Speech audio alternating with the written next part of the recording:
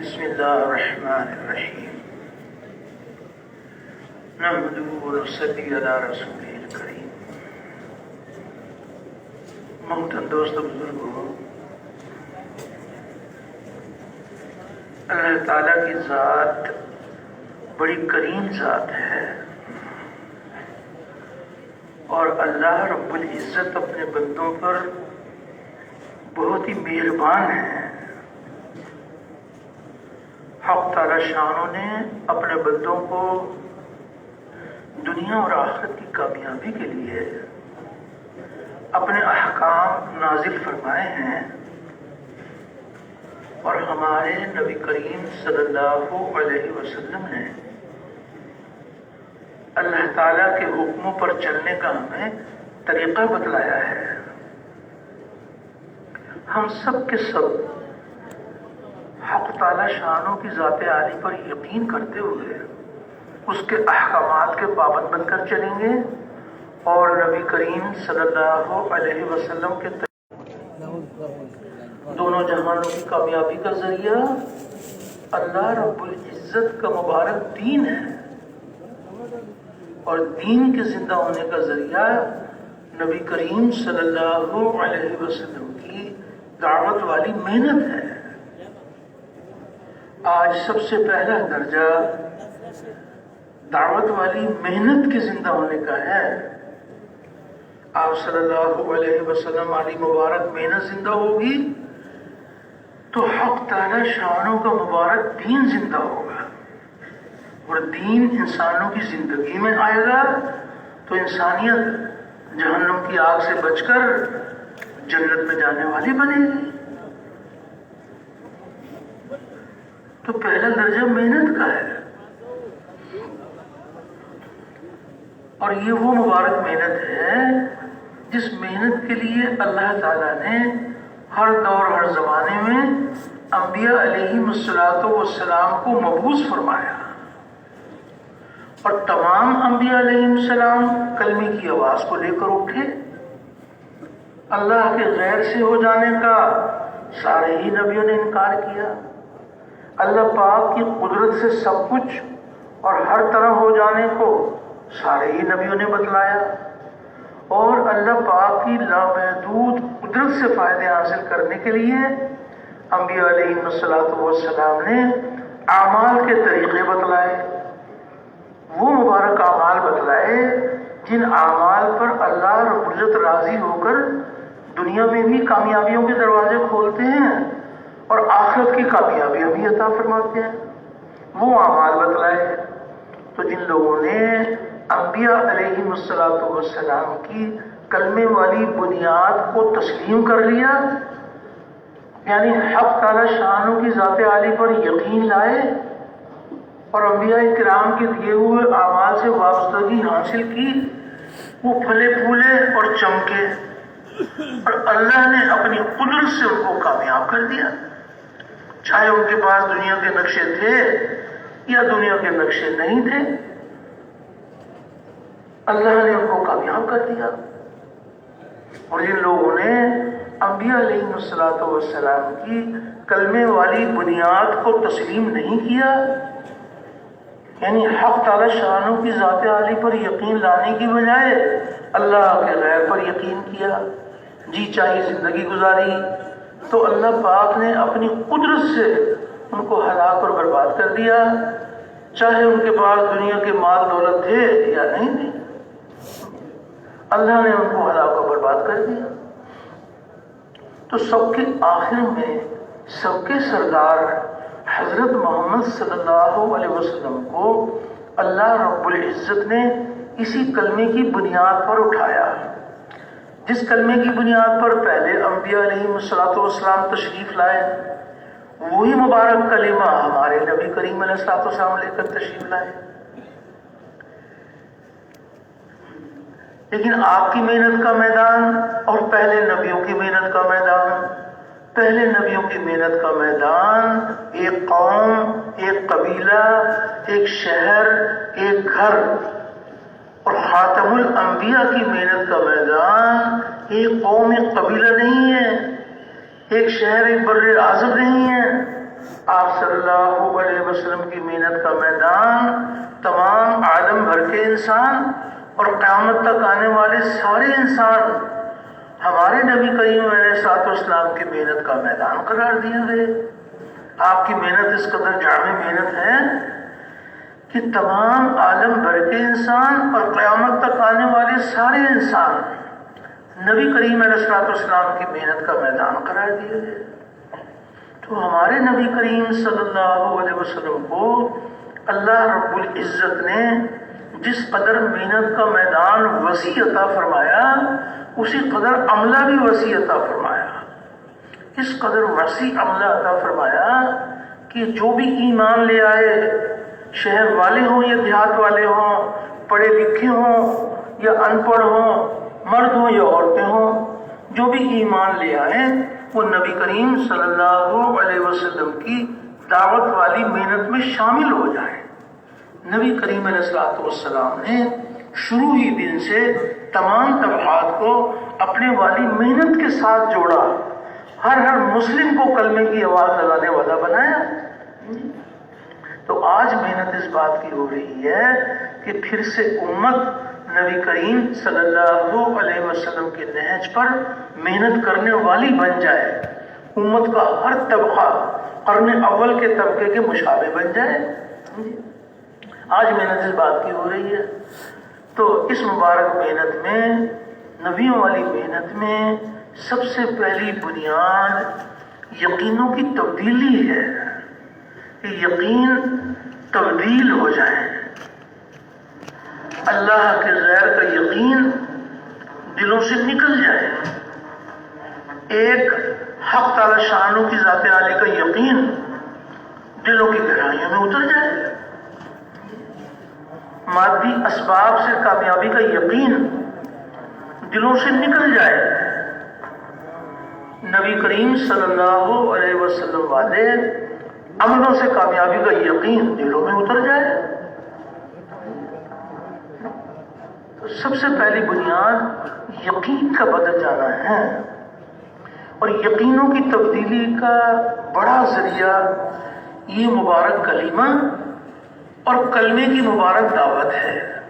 کلمے کی دعوت کو لے کے پھرنا، اوروں کو پھرنے کے لیے تیار کرنا، ایک ایک کے دروازے پر جا کر اللہ رب العزت کی بڑائی کے بول بولنا کہ اللہ ہی ہمارا مالک ہے، اللہ کے سوا کوئی ہمارا مالک نہیں ہے، اللہ رب العزت ہی پالنے والے ہیں، اللہ کے سوا کوئی ہمارا پالنے والا نہیں ہے، وہی درد مندوں کے درد دور کرنے والا، غم زدوں پر راحت رساں، مجبوروں کی پکار سننے والا، بے یار و مددگار کی مدد کرنے والا، ہر اکیلے کا ساتھی، ہر اکیلے کا ہمدم، اور اللہ اتنا قریب جو کسی سے دور نہیں۔ انسان اکیلا ہے تو اللہ اشارت سے بھی زیادہ قریب، دو ہیں تو تیسرا اللہ موجود، تو اللہ اتنا قریب جو کسی سے دور نہیں، اور وہ ایسا غالب جو کسی سے مغلوب نہیں، اور وہ ایسا پالنے والا کہ اپنے پالنے میں کسی نقشے کسی شکل کا پابند نہیں۔ ساری کی ساری مخلوق اللہ کی محتاج، اور اللہ کسی کے محتاج نہیں، اور نہ اس کی ذات میں کوئی شریک، نہ اس کی صفات میں کوئی شریک، وہ اپنی ذات میں بھی یکتا، اپنی صفات میں بھی یکتا، اور نہ اس کی کوئی مثال، نہ اس کا کوئی ثانی، اللہ کا کوئی ثانی نہیں ہے، وہ ایک ہے، اکیلا ہے، جو چاہتا ہے اپنی قدرت سے کرتا ہے، اپنے کرنے میں کسی مخلوق کا پابند نہیں ہے۔ تو اللہ جل شانہ کی عظمت اور کبریائی کے بول اتنا بولے، اتنا سنے کہ ہمارے مردہ دل زندہ ہو جائے، اور اس بول کو لے کے پھریں اور اوروں کو بھی کرنے کے لیے تیار کریں۔ تو اپنے اپنے دل میں اتارنے کی نیت کے ساتھ اللہ رب العزت کی بڑائی کے بول بولنا۔ تو حق تعالی شانوں کی عظمت اور کبریائی اس کا کوئی کنارہ نہیں ہے، اللہ کی بڑائی لامحدود ہے۔ اللہ رب العزت اتنے بڑے ہیں کہ ان کے بڑے ہونے کی کوئی حد نہیں ہے. کسی پیاری مثال ارشاد فرمائے اللہ رب العزت نے تاکہ میرے بندے میری عظمت اور کبریائی کو پہچان لیں کہ اللہ کی بڑائی لامحدود ہے. تو کیسی پیاری مثال ارشاد فرمائی. یہاں آتا ہے کہ تمام دنیا بھر کے درختوں کو تراش کر قلم بنا لیں اور موجودہ سمندر اس کی سیاہی تیار کر لیں اور 7 سمندر اور اس کی قوت پر آ جائیں, اس کی سیاہی بھی تیار کر لیں. اور جس قدر مخلوقات ہیں, سارے فرشتے, سارے انسان, سارے جنات, ساری مخلوقات حق تعالی شانوں کی عظمت اور کبریائی, اللہ رب العزت کے کمالات لکھنا شروع کر دیں تو لکھنے والوں کی عمریں تمام ہو جائیں اور قلم گھس گھس کر ٹوٹ جائیں اور سمندروں کی سیاہی ختم ہو جائے اور اللہ کی بڑائی ختم نہ ہو. اللہ جل شان اتنے بڑے ہیں, ان کے بڑے ہونے کی کوئی حد نہیں ہے. اپنے اپنے دل میں اتارنے کی نیت کے ساتھ ایک ایک کے دروازے پر جا کر اللہ کی بڑائی کے بول بولنا کہ ایک اکیلا اللہ مالک اور باقی سب مملوک, اور ایک اکیلا اللہ رازق اور باقی سب مرزوق, اور ایک اکیلا اللہ خالق اور باقی سب مخلوق, ایک اکیلا اللہ غنی اور باقی سب فقیر. ساری دنیا کے بادشاہ اللہ کے در کے بھکاری, ساری دنیا کے حاجی نمازی, اللہ کے در کے سوالی, سب کے سب مانگتے محتاج, اور اللہ کسی کے محتاج نہیں, اور نہ اس کی ذات میں کوئی شریک, نہ اس کی صفات میں کوئی شریک. وہ اپنی ذات میں بھی یکتا, اپنی صفات میں بھی یکتا, اور نہ اس کی کوئی مثال, نہ اس کا کوئی ثانی. اللہ کا کوئی ثانی نہیں ہے, وہ ایک ہے, اکیلا ہے, جو چاہتا ہے اپنی قدرت سے کرتا ہے, اپنے کرنے میں کسی مخلوق کا پابند نہیں ہے. تو اللہ جل شان کی عظمت اور کبریائی کے بول اتنا بولیں, اتنا سنیں کہ ہمارے سوئے ہوئے دل جاگ جائے, سوئے ہوئے دل جاگ جائے, اور اس بول کو لے کے پھریں اور کو بھی پھرنے کے لیے تیار کریں. اور اس بات کی بھی برملا دعوت دی جائے کہ جہاں جہاں سے جو کچھ ہو رہا ہے وہ تنہا اللہ کی قدرت سے ہو رہا ہے. جہاں جہاں سے ہوتا ہوا دکھایا جا رہا ہے یہاں سے نہیں ہو رہا, جہاں جہاں سے ہوتا ہوا سنایا جا رہا ہے وہاں سے ہو رہا ہے. آنکھ دیکھی پر چلنے کا نام ایمان نہیں ہے. ایمان بالغیب, اللہ تعالیٰ اور اس کے رسول صلی اللہ علیہ وسلم نے جو غیب کی خبریں سنائیں اس پر یقین. مشاہدے تجربے کا نام ایمان نہیں ہے, ایمان بالغیب. انسانوں کی نظر کچھ اور بتائے گی, غیب کی خبر کچھ اور بتائے گی. جو خبر بتا رہی ہے اس پر یقین.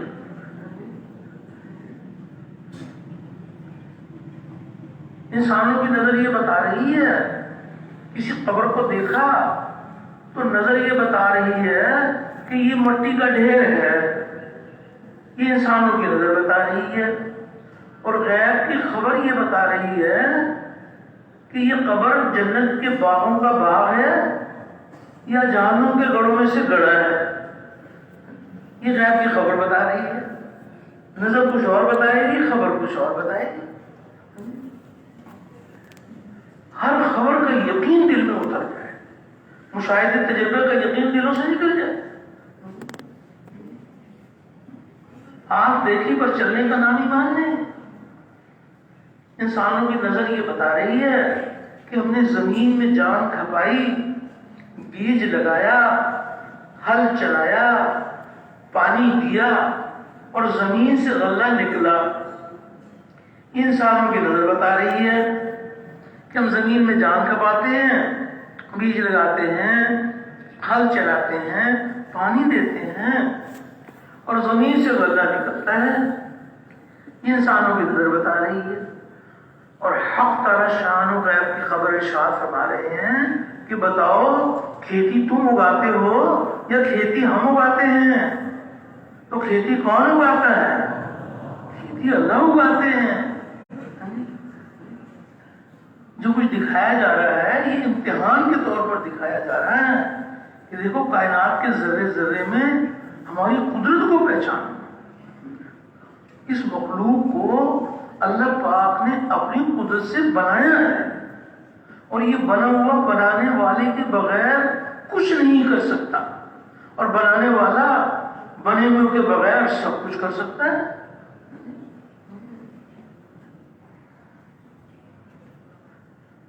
بنانے والے نے اپنی قدرت سے بنا کر اس کو آزاد نہیں چھوڑا ہوا بلکہ کائنات کے ذرے ذرے پر اللہ پاک کا قبضہ ہے اور اس کا حکم اس کا ارادہ کام کر رہا ہے. انسانوں کی نظر یہ بتاتی ہے کہ پانی سے پیاس بجھتی ہے، کھانے سے بھوک دور ہوتی ہے، سورج سے روشنی ملتی ہے، یہ نظر بتا رہی ہے. اور غیب کی خبر یہ بتا رہی ہے کہ پانی پیاس بجھانے میں اللہ کے حکم کا پابند ہے اور اللہ رب العزت پیاس بجھانے میں پانی کے پابند نہیں ہے. اللہ پاک چاہیں گے تو پانی کو پیاس کے دور کرنے کا ذریعہ بنا دیں گے اور چاہیں گے تو پانی کے بغیر پیاس دور کر دیں. حق تعالی شان نے پالنے کا ارادہ فرمایا.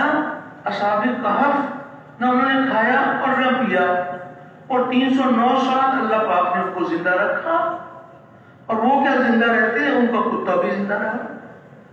اللہ پاک پالنے کی شکلوں کے پابند نہیں ہے اور یہ ساری شکلیں اللہ کی پابند ہیں. یہ کلمہ معرفت بھی ہے اور یہ کلمہ عبدیت بھی ہے. اللہ کی پہچان کا کلمہ اور اس کے احکامات کی غلامی کا کلمہ. بنے ہوئے کو دیکھ کر بنانے والے کی پہچان. ایک ہے بنے ہوئے کو دیکھا اور بنے ہوئے میں گم ہو گئے تو دل میں ظلمت پیدا ہو، اور ایک ہے بنے ہوئے کو دیکھا اور بنانے والے میں گم ہو گئے. چاند کو دیکھا تو چاند کے بنانے والے میں گم ہو گئے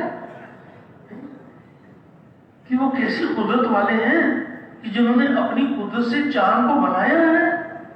چاند میں چاندنی اللہ نے رکھی ہے اور چاند کی چاندنی میں پھلوں کے اندر رس پیدا ہونے کا ذریعہ، مٹھاس پیدا ہونے کا ذریعہ، چاند میں چاندنی میں خاصیت اللہ نے رکھی ہے. یہ جو کچھ بنا ہوا ہے یہ بنانے والے نے اپنی قدرت سے بنایا ہے اور بنانے کے بعد اس کو آزاد نہیں چھوڑا ہوا. کائنات کے ذرے ذرے پر اللہ کا قبضہ ہے اور اس کا حکم، اس کا ارادہ کام کر رہا ہے. تو اس یقین کو دل میں اتارنے کے لیے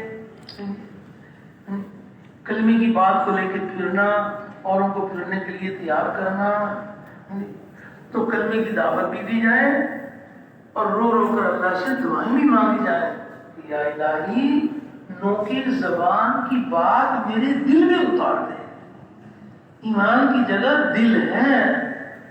زبان تو ایمان کے اظہار کی جگہ ہے.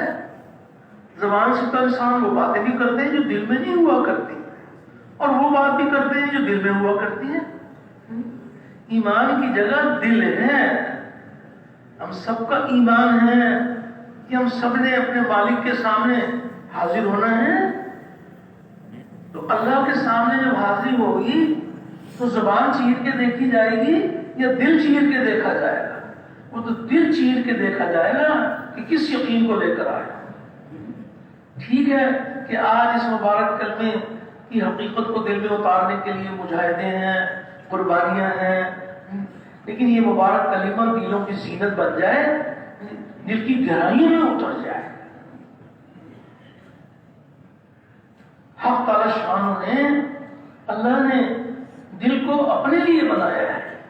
یہ دل اللہ کا مسکن ہے اور حق تعالی شان اس دل میں نہیں سماتے جس میں مخلوق کی شکلیں بنی ہوئی ہوتی ہیں. اس دل میں نہیں سماتے. حق تعالی شان مومن کے دل میں سماتے ہیں جس کا دل غیر کی شکلوں سے پاک ہوگا، جس کے دل میں مخلوق کی شکلیں بھری ہوئی ہیں، اس دل میں اللہ پاک کیسے داخل ہوں گے؟ فرشتے ان گھروں میں داخل نہیں ہوتے کہ جہاں پر تصویریں ہوں، تو حق تعالی شانہ اس دل میں کیسے داخل ہو جائیں گے؟ اس لیے فرمایا کہ دل سے اللہ کے غیر کا تاثر ختم ہوتا ہے، دل میں اتارنے کی نیت کے ساتھ محنت کرنا۔ ایک روایت میں آتا ہے کہ انسان کے جسم میں گوشت کا ٹکڑا ہے، وہ اگر بگڑ جائے تو سارا جسم بگڑ جاتا ہے، اور وہ صحیح ہو جائے تو سارا جسم صحیح ہو جاتا ہے۔ تو فرمایا غور سے سنو، وہ دل ہے، وہ دل ہے، وہ دل ہے۔ جب دل کا تعلق حق تعالی شانہ کے ساتھ جڑ جاتا ہے تو جسم کے سارے حصے اللہ کے احکامات کے پابند بن جاتے ہیں۔ جس کے دل کو اللہ جل شانہ اپنی ذات کی طرف پھیر لیتے ہیں، اس کی آنکھ اللہ کے حکم کی پابند، اس کی زبان اللہ کے حکم کی پابند کہ یہ بول بولو، یہ بول نہ بولو۔ جن باتوں کے کرنے کا حکم ہے زبان سے وہ باتیں نکلی، جن باتوں سے اللہ نے روک دیا زبان بھی رک جائے گی، کیونکہ دل کا تعلق اللہ کے ساتھ جڑ جائے۔ زبان اللہ کے حکم کی پابند، کان اللہ کے حکم کے پابند، کہ یہ باتیں سنو، یہ باتیں نہ سنو۔ ٹخنے، کونیاں، پیشانی، ہاتھ، پاؤں، جسم کے سارے حصے اللہ کے احکامات کے پابند بن جائیں، کہ دل کا تعلق اللہ کے ساتھ جڑ جائے۔ تو یہ مبارک کلمہ دلوں کی گہرائیوں میں اتر جائے۔ یہ ایسا پھل آور درخت ہے شجرہ طیبہ کہ جب یہ مبارک کلمہ اس کی جڑیں دلوں میں قائم ہو جاتی ہیں تو اس کی شاخیں آسمانوں پر پہنچتی ہیں۔ اور یہ شجرہ طیبہ یہ ایسا پھل آور درخت ہے کہ ہر موسم میں اس کا پھل ملتا ہے، ہر موسم میں اس کا پھل ملتا ہے۔ اس کلمے کو دل میں اتارنے کے لیے مجاہدے ہیں، قربانی ہے، اللہ سے رو رو کے مانگنا ہے کہ یا الہی اس صرف کلمے کا بول ہی نہیں بلکہ کلمے کی حقیقت ہمارے دلوں کی زینت بنا دے۔ حق تعالی شانہ کی ذات بڑی کریم ذات ہے، جو دل و جان سے یہ چاہتے ہیں کہ یہ مبارک کلمہ یہ دلوں کی گہرائیوں میں اتر جائے، تو حق تعالی شانہ اپنی قدرت سے وہ دن دکھا دیتے ہیں کہ کلمے کی حقیقت حاصل ہو جاتی ہے۔ تو برملا اس بات کی دعوت دی جائے کہ جہاں جہاں سے جو کچھ ہو رہا ہے وہ تنہا تنہا اللہ کی قدرت سے ہو رہا ہے، اور اس بات کی بھی برملا دعوت دی جائے کہ کامیابی اللہ رب العزت کے ہاتھ میں ہے، اللہ کے سوا کوئی کامیابی دینے والا نہیں ہے، اور کامیابی کا ذریعہ مال، ملک، منصب، جاگیر نہیں ہے۔ کامیابی کا ذریعہ ہمارے نبی کریم صلی اللہ علیہ وسلم والے اعمال ہیں۔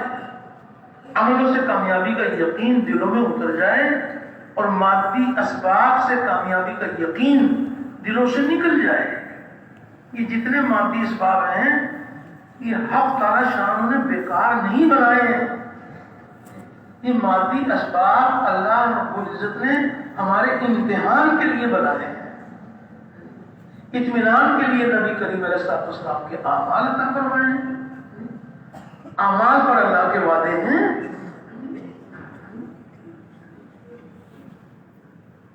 تو دو یقینوں کی ٹکر ہے، ایک طرف مادی اسباب ہیں اور ایک طرف ہمارے نبی کریم صلی اللہ علیہ وسلم والے اعمال ہیں۔ تو عملوں سے کامیابی کا یقین دلوں میں اتر جائے اور مادی شکلوں سے کامیابی کا یقین دلوں سے نکل جائے۔ یہ غلط یقین کی بات ہے کہ شکلیں زیادہ ہوں گی تو ہم زیادہ کامیاب ہو جائیں گے، زیادہ مال ہوگا تو زیادہ کامیابی، تھوڑا مال ہوگا تو تھوڑی کامیابی، بڑی ڈگری ہوگی تو بڑی کامیابی، چھوٹی ڈگری ہوگی چھوٹی کامیابی۔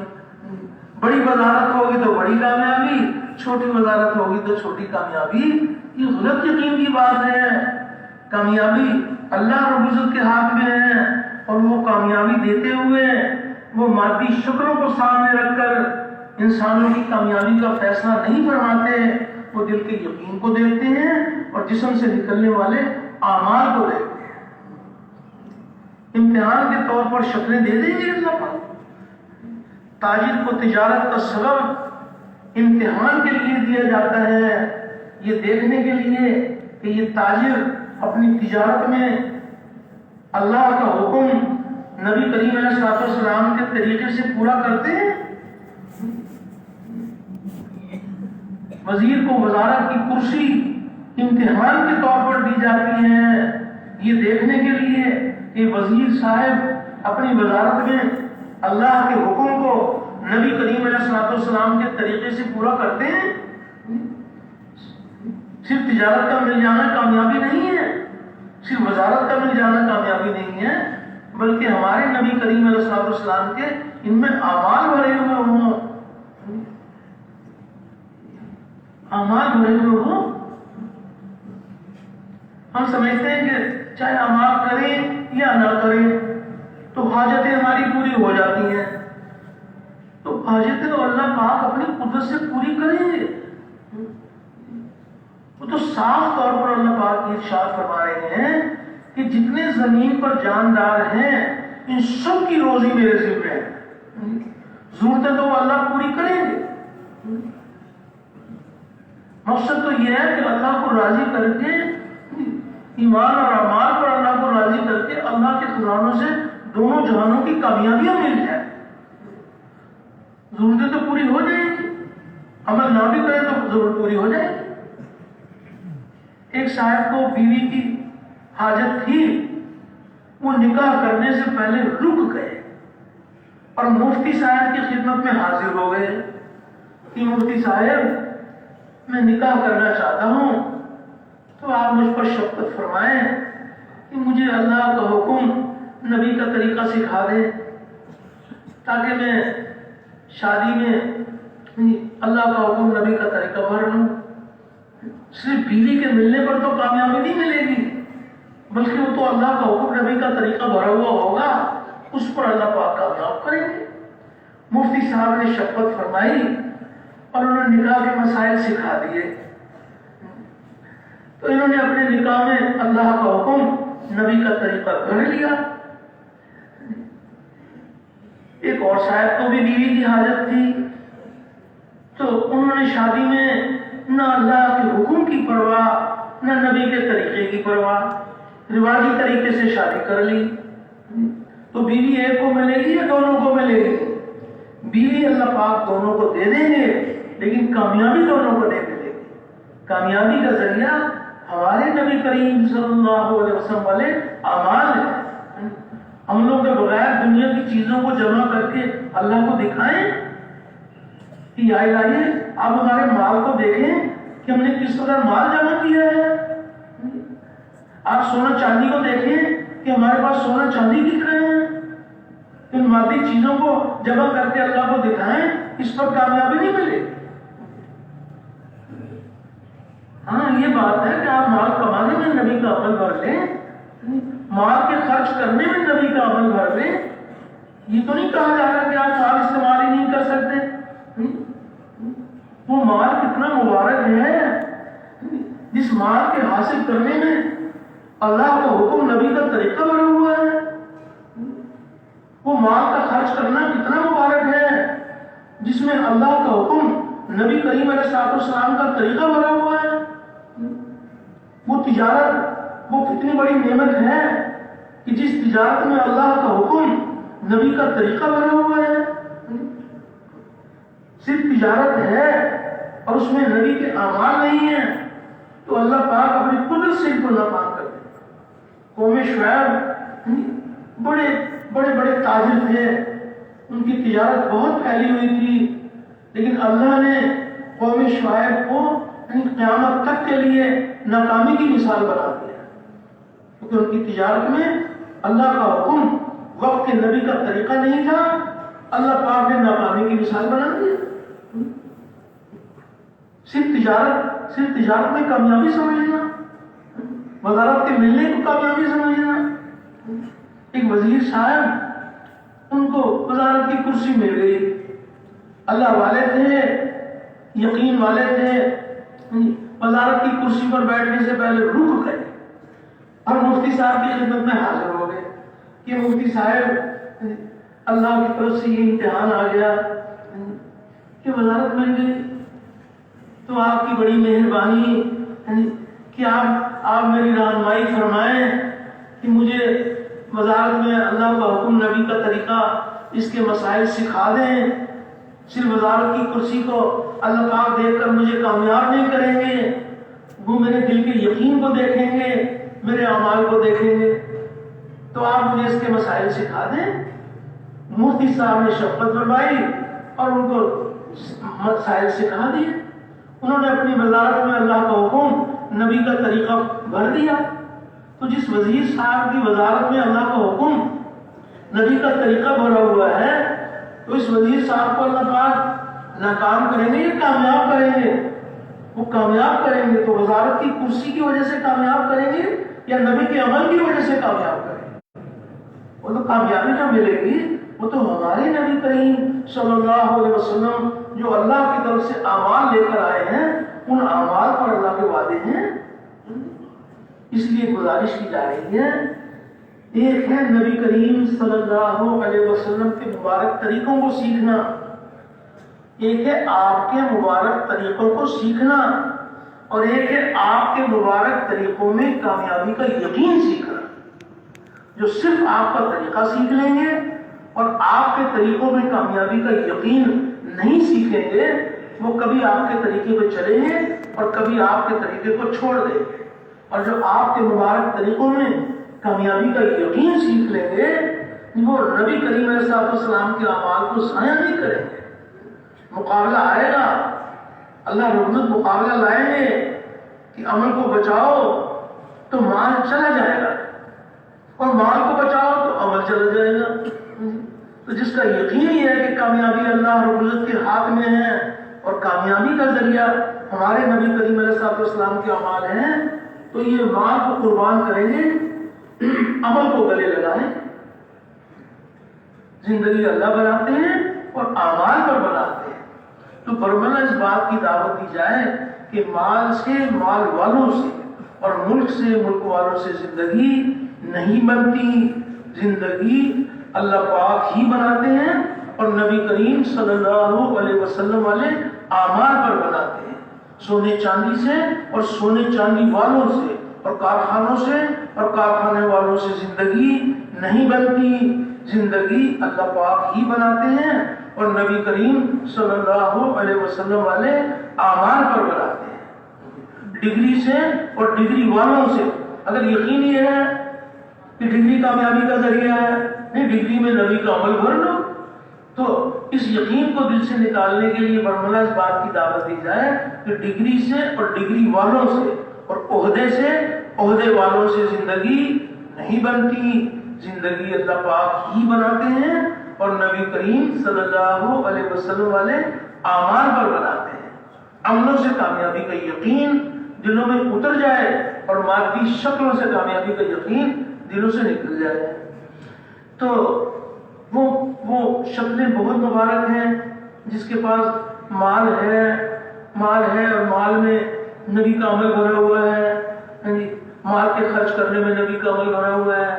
ہم سب کا ایمان ہے کہ جب آخرت کے اندر یہ سوال ہوگا کہ مال کیسے کمایا تھا اور کیسے خرچ کیا تھا، تو بہت ساری انسانیت کامیاب ہو جائے گی اور بہت سارے ناکام ہو جائیں گے. تو کامیاب ہونے والے وہ ہوں گے کہ جب یہ سوال ہوگا کہ مال کیسے کمایا تھا، تو یہ کہیں گے کہ ہم نے مال کمانے میں اللہ کے حکم کو نبی کے طریقے سے پورا کیا تھا، تو اللہ پاک اس دن ان کو کامیاب کر دیں گے. مال کیسے خرچ کیا تھا کہ ہم نے مال تو خرچ کیا لیکن اس میں اللہ کا حکم دیکھا اور نبی کریم علیہ السلام کے طریقے سے اللہ کا حکم بھر لیا، تو وہ کامیاب ہو جائیں گے. اور جنہوں نے مال کمایا، مال کو خرچ کیا، نہ مال کے کمانے میں نبی کریم علیہ السلام کا عمل بھرا، نہ مال کے خرچ کرنے میں نبی کا عمل بھرا، تو یہ اس دن ناکام ہو جائیں گے۔ صرف دنیا کی زندگی کو سامنے رکھ کر نہیں، بلکہ آخرت کو سامنے رکھ کر چلنا۔ اصل زندگی آخرت کی ہے۔ دنیا کی زندگی کے بارے میں فرمایا،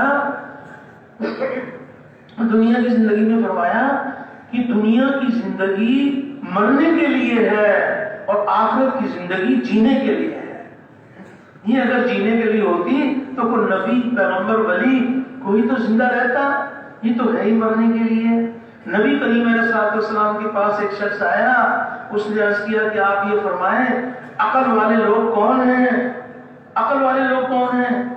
تو آپ نے فرمایا عقل والے وہ لوگ ہیں جو موت کو یاد رکھیں اور مرنے سے پہلے موت کی تیاری کریں، وہ ہے عقل والے لوگ، وہ ہے عقل والے۔ اور موت کی تیاری کیا ہے؟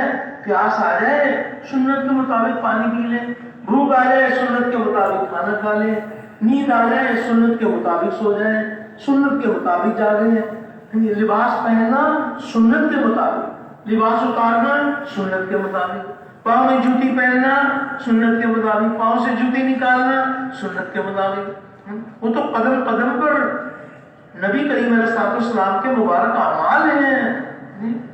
عملوں سے کامیابی کا یقین دلوں میں اتر جائے اور چیزوں سے کامیابی کا یقین دلوں سے نکل جائے، تو دو یقینوں کی ٹکر ہے، دو یقینوں کی ٹکر ہے کہ جہاں جہاں سے جو کچھ ہو رہا ہے وہ اللہ کی قدرت سے ہو رہا ہے، اللہ کی قدرت سے ہو رہا ہے۔ اور کامیابی کا ذریعہ مال، ملک، منصب، جاگیر نہیں ہے، کامیابی کا ذریعہ ہمارے نبی کریم علیہ السلام کے مبارک اعمال ہے۔ تو برملا اس بات کی دعوت دی جائے کہ اللہ سے ہوتا ہے، اللہ کے غیر سے نہیں ہوتا۔ اللہ کا سارا غیر اللہ کے ارادے کے بغیر کچھ نہیں کر سکتا، اور اللہ رب العزت سارے غیر کے بغیر سب کچھ کر سکتے ہیں۔ تو اللہ کرتے ہیں، اپنی قدرت سے کامیاب کرتے ہیں، اور کامیابی کا ذریعہ نبی کریم علیہ السلام کے مبارک اعمال ہیں۔ تو اس یقین کی بنیاد پر جب محنت کی جائے گی اور یہ یقین دلوں کی زینت بنے گا، تو جسم کے سارے حصے اللہ کے حکم کے پابند بن جائیں گے۔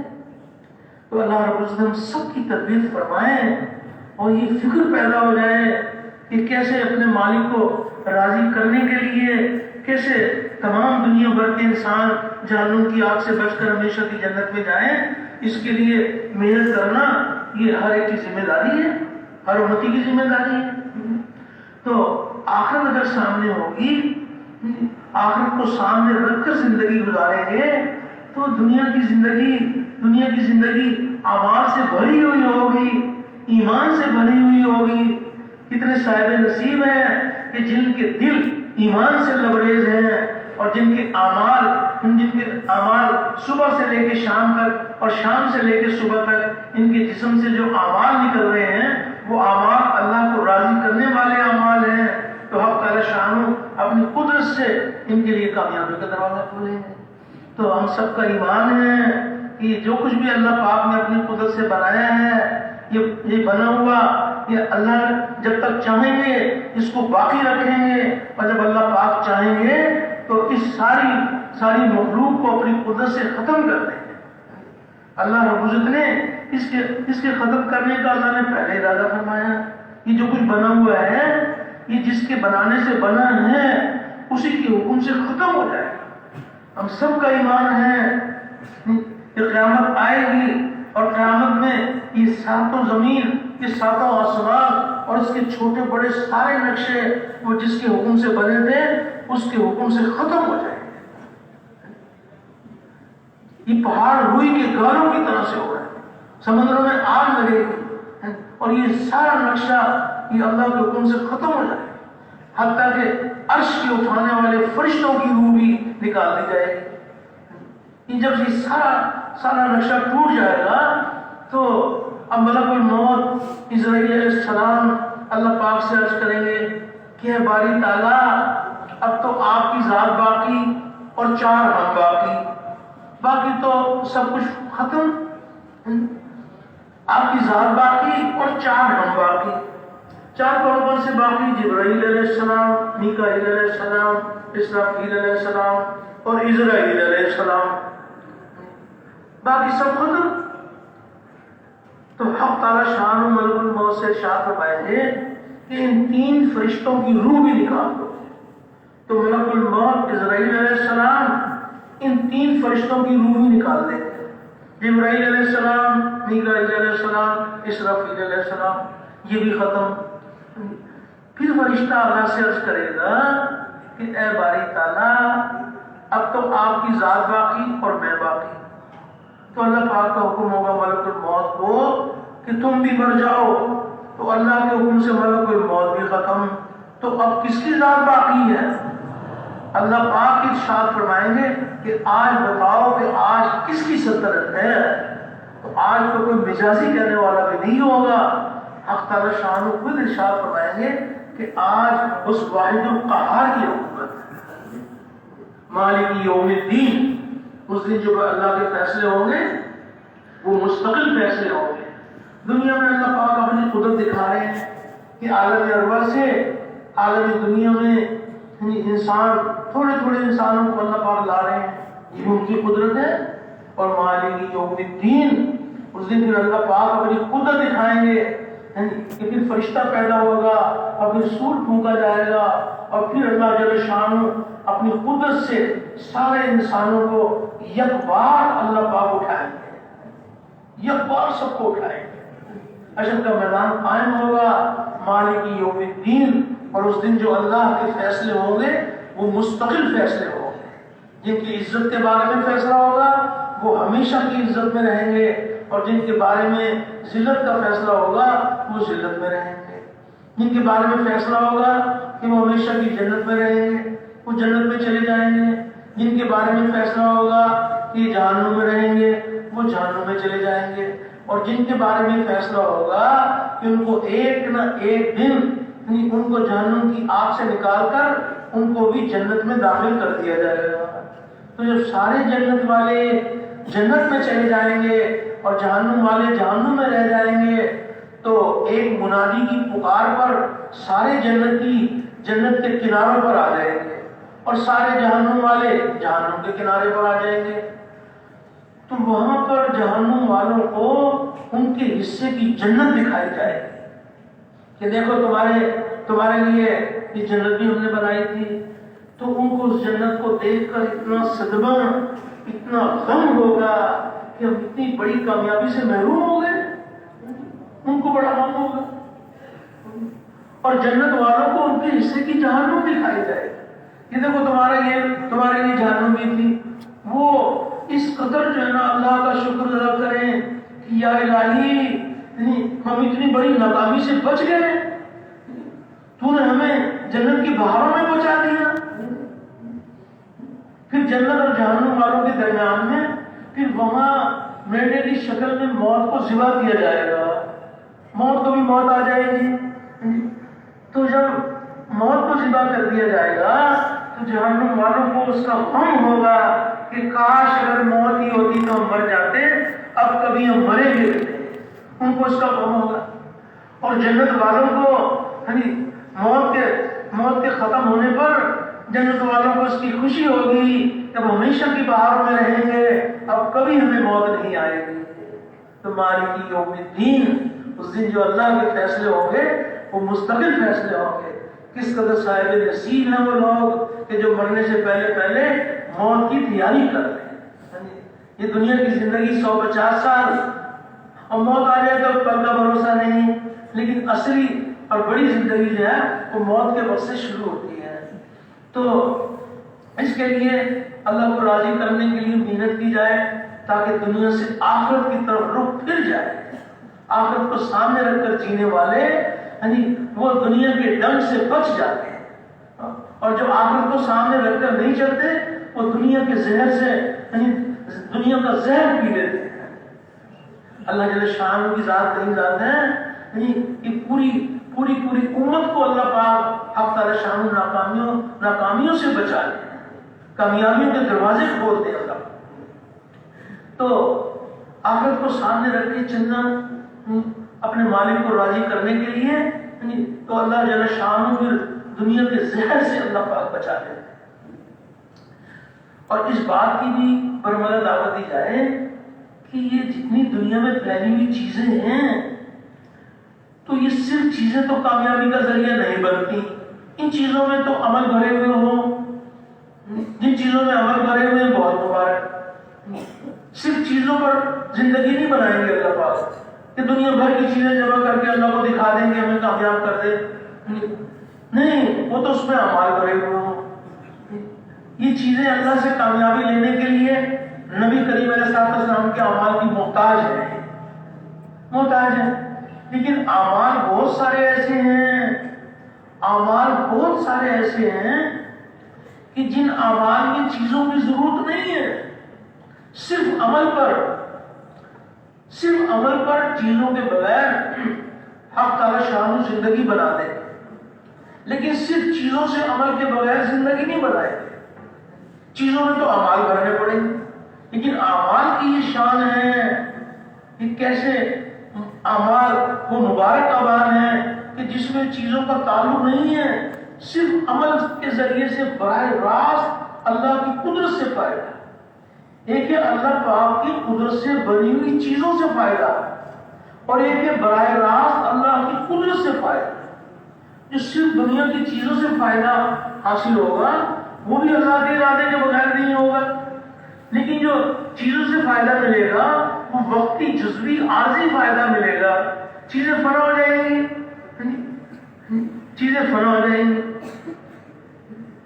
تو اس کا فائدہ بھی ہے نا وہ ختم ہو جائے گا۔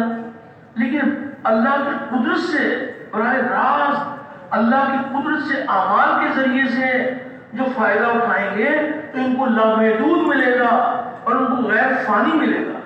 اللہ کی قدرت لامحدود ہے، ان کو لامحدود ملے گا۔ جو براہ راست اللہ کی قدرت سے فائدہ اٹھائیں ان کو لامحدود ملے گا اور غیر فانی ملے گا۔ اللہ کی قدرت کو تو فنا نہیں ہے، تو براہ راست اللہ پاک کی قدرت سے استفادہ ہے۔ تو اگر آپ شمار کریں گے تو بہت سارے اعمال ایسے ہوں گے کہ جس میں چیزوں کی ضرورت ہی نہیں ہے، براہ راست اللہ پاک کی قدرت سے استفادہ، دنیا کی چیزوں کے بغیر۔ کیسے مبارک اعمال ہیں۔ اللہ رب العزت نے جو نبیوں والی محنت میں جو مخصوص اعمال ہیں اس میں آپ غور فرما لیں کہ وہ اعمال براہ راست اللہ کی قدرت سے لینے کا ذریعہ ہے۔ اس میں اکثر اعمال جو ہے نا وہ براہ راست اللہ کی قدرت سے فائدہ پہنچاتے ہیں۔ اب اس دعوت والی محنت میں سب سے بنیادی عمل ہے ایک ایک کے دروازے پر جا کر دعوت دینا، ایک ایک کے دروازے پر جا کر اللہ کی بڑائی کے بول بولنا۔ تو جب ہم کسی کے دروازے پر دعوت کے لیے جاتے ہیں، اللہ کی خوبیاں بیان کرتے ہیں، وہ کیسی صفات والا ہے اور وہ ہم اس کے کیسے محتاج ہیں، اس کے کیا کیا ہم پر احسانات ہیں، ہم جا کے دعوت دیتے ہیں۔ تو جب دعوت دینے کے لیے جائیں گے تو مال کی ضرورت ہے کہ دعوت اس کی قبول ہوگی کہ جس کی جیب میں مال ہوگا، دعوت اس کی قبول ہوگی کہ جس کے پاس سونا چاندی ہوگا۔ دعوت دینے کے لیے دنیا کی چیزوں کی ضرورت نہیں ہے، براہ راست اللہ پاک کی قدرت سے فائدہ دنیا کی چیزوں کے بغیر۔ اتنا اونچا عمل تمام انبیاء علیہ السلام کا مبارک عمل، بے غرض ہو کر ایک کے دروازے پہ جانا، اتنا اونچا عمل، لیکن اس کے لیے کوئی چیزوں کی ضرورت نہیں ہے۔ کس قدر اس بول کی اللہ نے تعریف فرمائی۔ جب ایمان والے اچھی باتیں کرتے ہیں تو بڑی اچھی باتیں کرتے ہیں۔ ایمان والوں کی تو ایک ہی بات اللہ کو پسند نہیں ہے، سچ بولنا بھی پسند ہے اور کئی بول ہیں جو اللہ کو پسند ہیں، لیکن یہ ایمان والے جتنی اچھی باتیں کرتے ہیں، ان کی ساری اچھی باتوں میں سب سے اچھی بات یہ کہ کوئی کسی کو اللہ کی طرف بلائے۔ یہ بول اللہ کو اتنا محبوب ہے اللہ کی طرف بلانا اتنا اونچا عمل ہے اور چیزوں سے پاک ہے، چیزوں کا کوئی تعلق نہیں ہے کہ چیزیں ہوں گی تو دعوت کا عمل ہوگا، چیزیں نہیں ہوں گی تو دعوت کیسے دی جائے گی؟ براہ راست دعوت کے عمل کے ذریعے سے براہ راست اللہ کی قدرت سے فائدہ دنیا کی چیزوں کے بغیر، لیکن چیزوں میں عمل بھرنے پڑے گے، صرف چیزیں کامیابی کا ذریعہ نہیں بنے گی، چیزوں میں تو نبی کریم علیہ السلام کے عمل بھرے گا، لیکن اعمال ایسے ملیں گے کہ جن میں چیزوں کا تعلق ہی نہیں ہے، براہ راست اللہ کی قدرت سے استفادہ، کس قدر تعریف کی گئی ہے جو اللہ کی طرف بلائیں، یہ جو اللہ پاک نے فرمایا کہ اس سے اچھی کس کی بات جو لوگوں کو اللہ کی طرف بلائے، اس کی تفصیل میں اللہ والوں نے یہ فرمایا کہ بہترین شخص وہ ہے جو خود اللہ کا ہو رہے اور اسی کی حکم برداری کا اعلان کرے اور اللہ ہی کی پسندیدہ روش پر چلے اور دنیا والوں کو اللہ کی طرف آنے کی دعوت دے اور اس کو قول اور فعل بندوں کو اللہ کی طرف کھینچنے میں مؤثر ہو، اور جس نیکی کی طرف لوگوں کو بلائے بذات خود اس پر عامل ہو اور اللہ کی نسبت اپنی بندگی اور فرما برداری کا اعلان کرنے سے کسی موقع پر اور کسی وقت نہ جھجکے، اور اس کا ٹکرائے قومیت صرف مذہب اسلام ہو اور ہر قسم کی تنگ نظری اور فرقہ وارانہ نسبتوں سے یکسو ہو کر اپنے مسلم خالص ہونے کی منادی کرے اور اسی اعلیٰ مقام کی طرف لوگوں کو بلائے جس کی دعوت دینے کے لیے سیدنا محمد رسول اللہ صلی اللہ علیہ وسلم کھڑے ہوئے تھے اور صحابہ کرام رضوان اللہ علیہم اجمعین نے اپنی عمریں صرف کی۔ اللہ کی طرف بلانا یہ اتنا اونچا کام ہے، لیکن اللہ جل شانہ اپنی قدرت دکھا رہے ہیں کہ دیکھو براہ راست دعوت کے عمل کے ذریعے سے براہ راست اللہ کی قدرت سے فائدہ، اور یہ وہ اعمال ہیں، نماز ہے، دعوت ہے، نماز ہے، علم ہے، ذکر ہے، اچھے اخلاق ہیں، یہ وہ مبارک اعمال ہیں کہ ان اعمال کی حقیقت حاصل ہو جائے تو باقی اعمال بھی جسم سے نکلنے میں شروع ہو جائے، یہ وہ مبارک اعمال ہیں۔ تو یہ عرض کیا جا رہا ہے کہ ایک ہے اللہ پاک کی قدرت سے بنی ہوئی چیزوں سے فائدہ اٹھانا، اور ایک ہے براہ راست اللہ کی قدرت سے فائدہ اٹھانا۔ تو اس کے ساتھ نماز کا عمل ہے، تو نماز براہ راست اللہ کی قدرت سے استفادہ، براہ راست اللہ کی قدرت سے فائدہ۔ نماز کے لیے مزدور بھی آئیں گے، تاجر بھی آئیں گے، زمیندار بھی آئیں گے، وزیر صاحب بھی آئیں گے، نماز کے لیے آئیں گے۔ تو جب نماز کے لیے آئیں گے تو تاجر اپنی تجارتی سامان کو ساتھ لے کر نہیں آئیں گے، وزیر صاحب اپنی وزارت کی کرسی کو ساتھ لے کر نہیں آئیں گے۔ جب نماز کے لیے آئیں گے تو ساری چیزوں کو چھوڑ کر آئیں گے، براہ راست اللہ کی قدرت سے فائدہ چیزوں کے بغیر، اور نماز میں چیزوں کو بھی چھوڑ کر آؤ اور چیزوں کے خیال کو بھی چھوڑو، چیزوں کو بھی چھوڑو اور چیزوں کا خیال بھی چھوڑو، براہ راست اللہ کی قدرت سے فائدہ۔ کس پر اللہ جل شانہ اپنے بندوں کا مہربان ہے، سارے احکامات اللہ نے فرشتے کے ذریعے سے نازل فرمائے، اور جب نماز کا عمل عطا فرمایا تو ہمارے نبی کریم صلی اللہ علیہ وسلم کو اپنے پاس بلا کر نماز کا عمل عطا فرمایا۔ اتنا اونچا عمل اور چیزوں سے پاک ہے، چیزوں کی ضرورت نہیں ہے، براہ راست اللہ پاک کی قدرت سے فائدہ۔ نماز کے لیے فرمایا کہ نماز میں تعمیل احکام کہ نماز کی حالت میں جسم اور جسم کے تمام حصے اللہ کے احکامات کے پابند بن جائے۔ نماز کی حالت میں آنکھ اللہ کے حکم کی پابند، زبان اللہ کے حکم کی پابند، کان اللہ کے حکم کے پابند، کانوں سے یہ سنو یہ نہ سنو، یا تو اپنی آہستہ والی آواز کو سنو، اتنی آواز میں پڑھنا کہ کسی نمازی کے کان میں بھی نہ جائے، اور اتنی کم بھی نہ ہو کہ اپنے کان میں بھی نہ آئے، تو اپنی آہستہ والی آواز کو سنو، یا امام صاحب کی زور والی آواز کو سنو، اور باہر کی آوازوں کو نہ سنو۔ نہیں، نماز کی حالت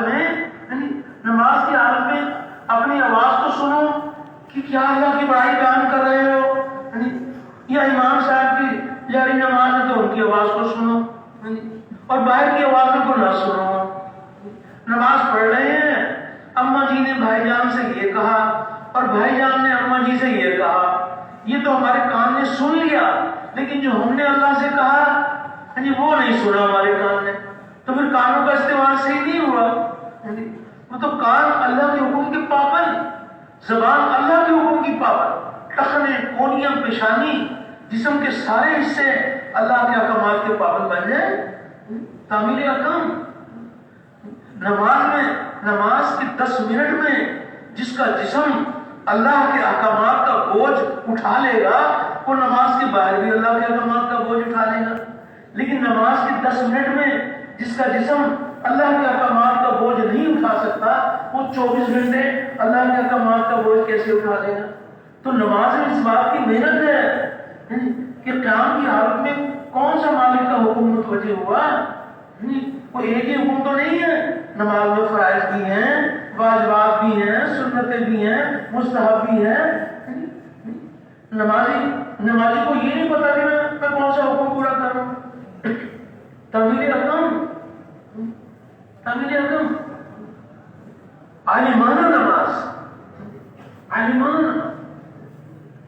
تو فرمایا کہ جب نماز کے لیے محنت کی جاتی ہے اور اللہ پاک کو دن دکھا دیتے ہیں کہ نماز کی حقیقت حاصل ہو جاتی ہے، تو براہ راست اللہ پاک کی قدرت سے فائدہ شروع ہو جاتا ہے۔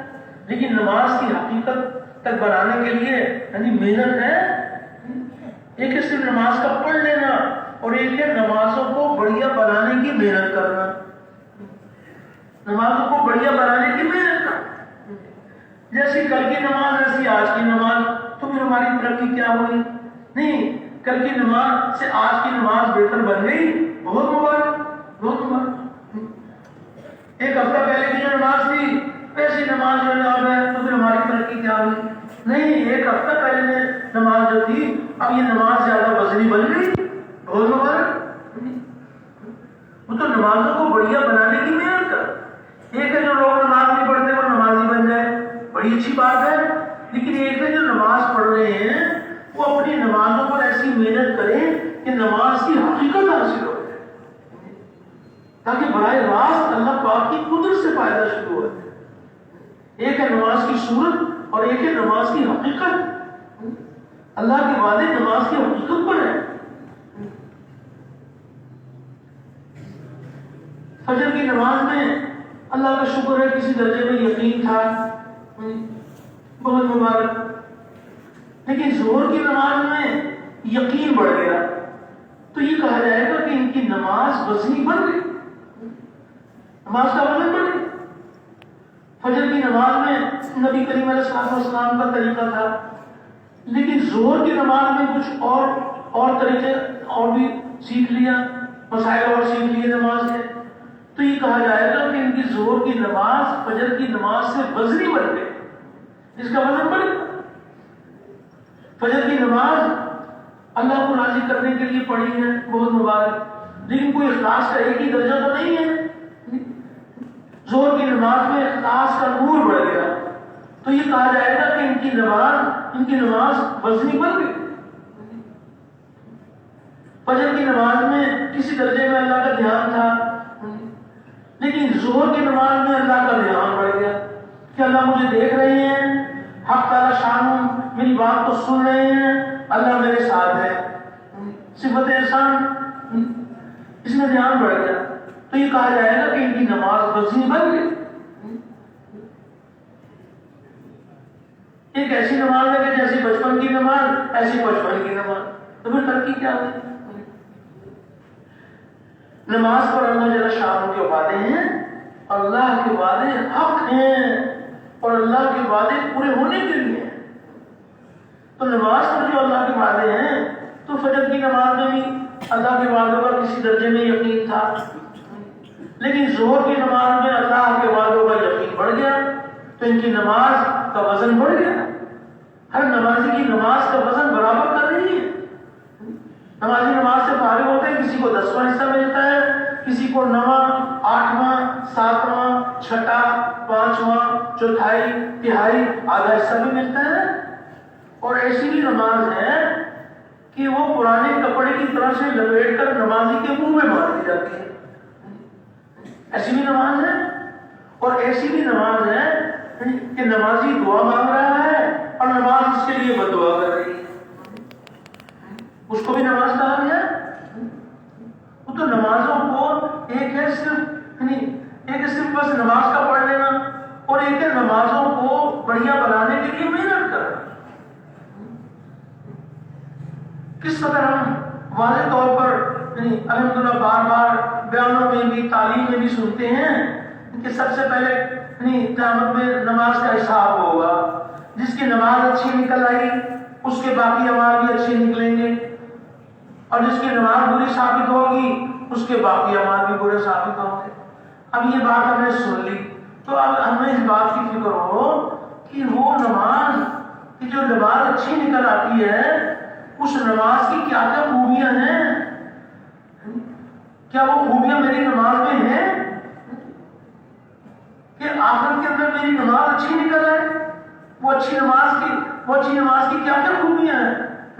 تو ان خوبیوں کو اپنی نماز میں جمع کرنے کی کوشش کرنا تاکہ میری نماز اچھی نکل آئے.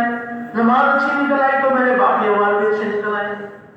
اور وہ کون کون سی خامیاں ہیں کہ جس کی وجہ سے نماز جو ہے نا وہ بری نکل آتی ہے, جس سے سارے اعمال برے نکل آتے ہیں. تو اپنی نماز کے کیڑے چننا کہ وہ کون کون سی خامیاں ہیں کہ جس کی وجہ سے نماز بری نکل آتی ہے.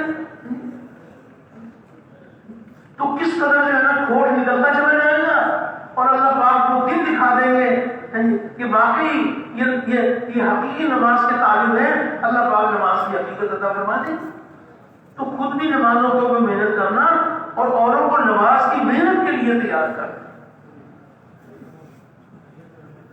ایک ایک کے دروازے پر جا کر اللہ کی بڑائی کے بول بولتے ہیں. بہت مبارک ہے, بہت مبارک.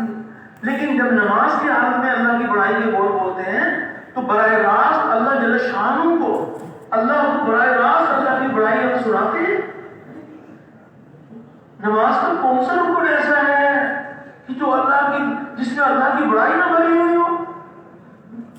حتیٰ کہ ایک رکن سے دوسرے رکن میں جاتے ہوئے اللہ کی بڑائی, قدم قدم پر اللہ کی بڑائی. یہ تمام نماز ہی سے اللہ کی بڑائی شروع ہو جاتی ہے. وضو بنانے کے لیے بیٹھے تو وضو بنانے کے لیے بیٹھتے ہیں تو کس کی بڑائی بیان کرتے ہیں؟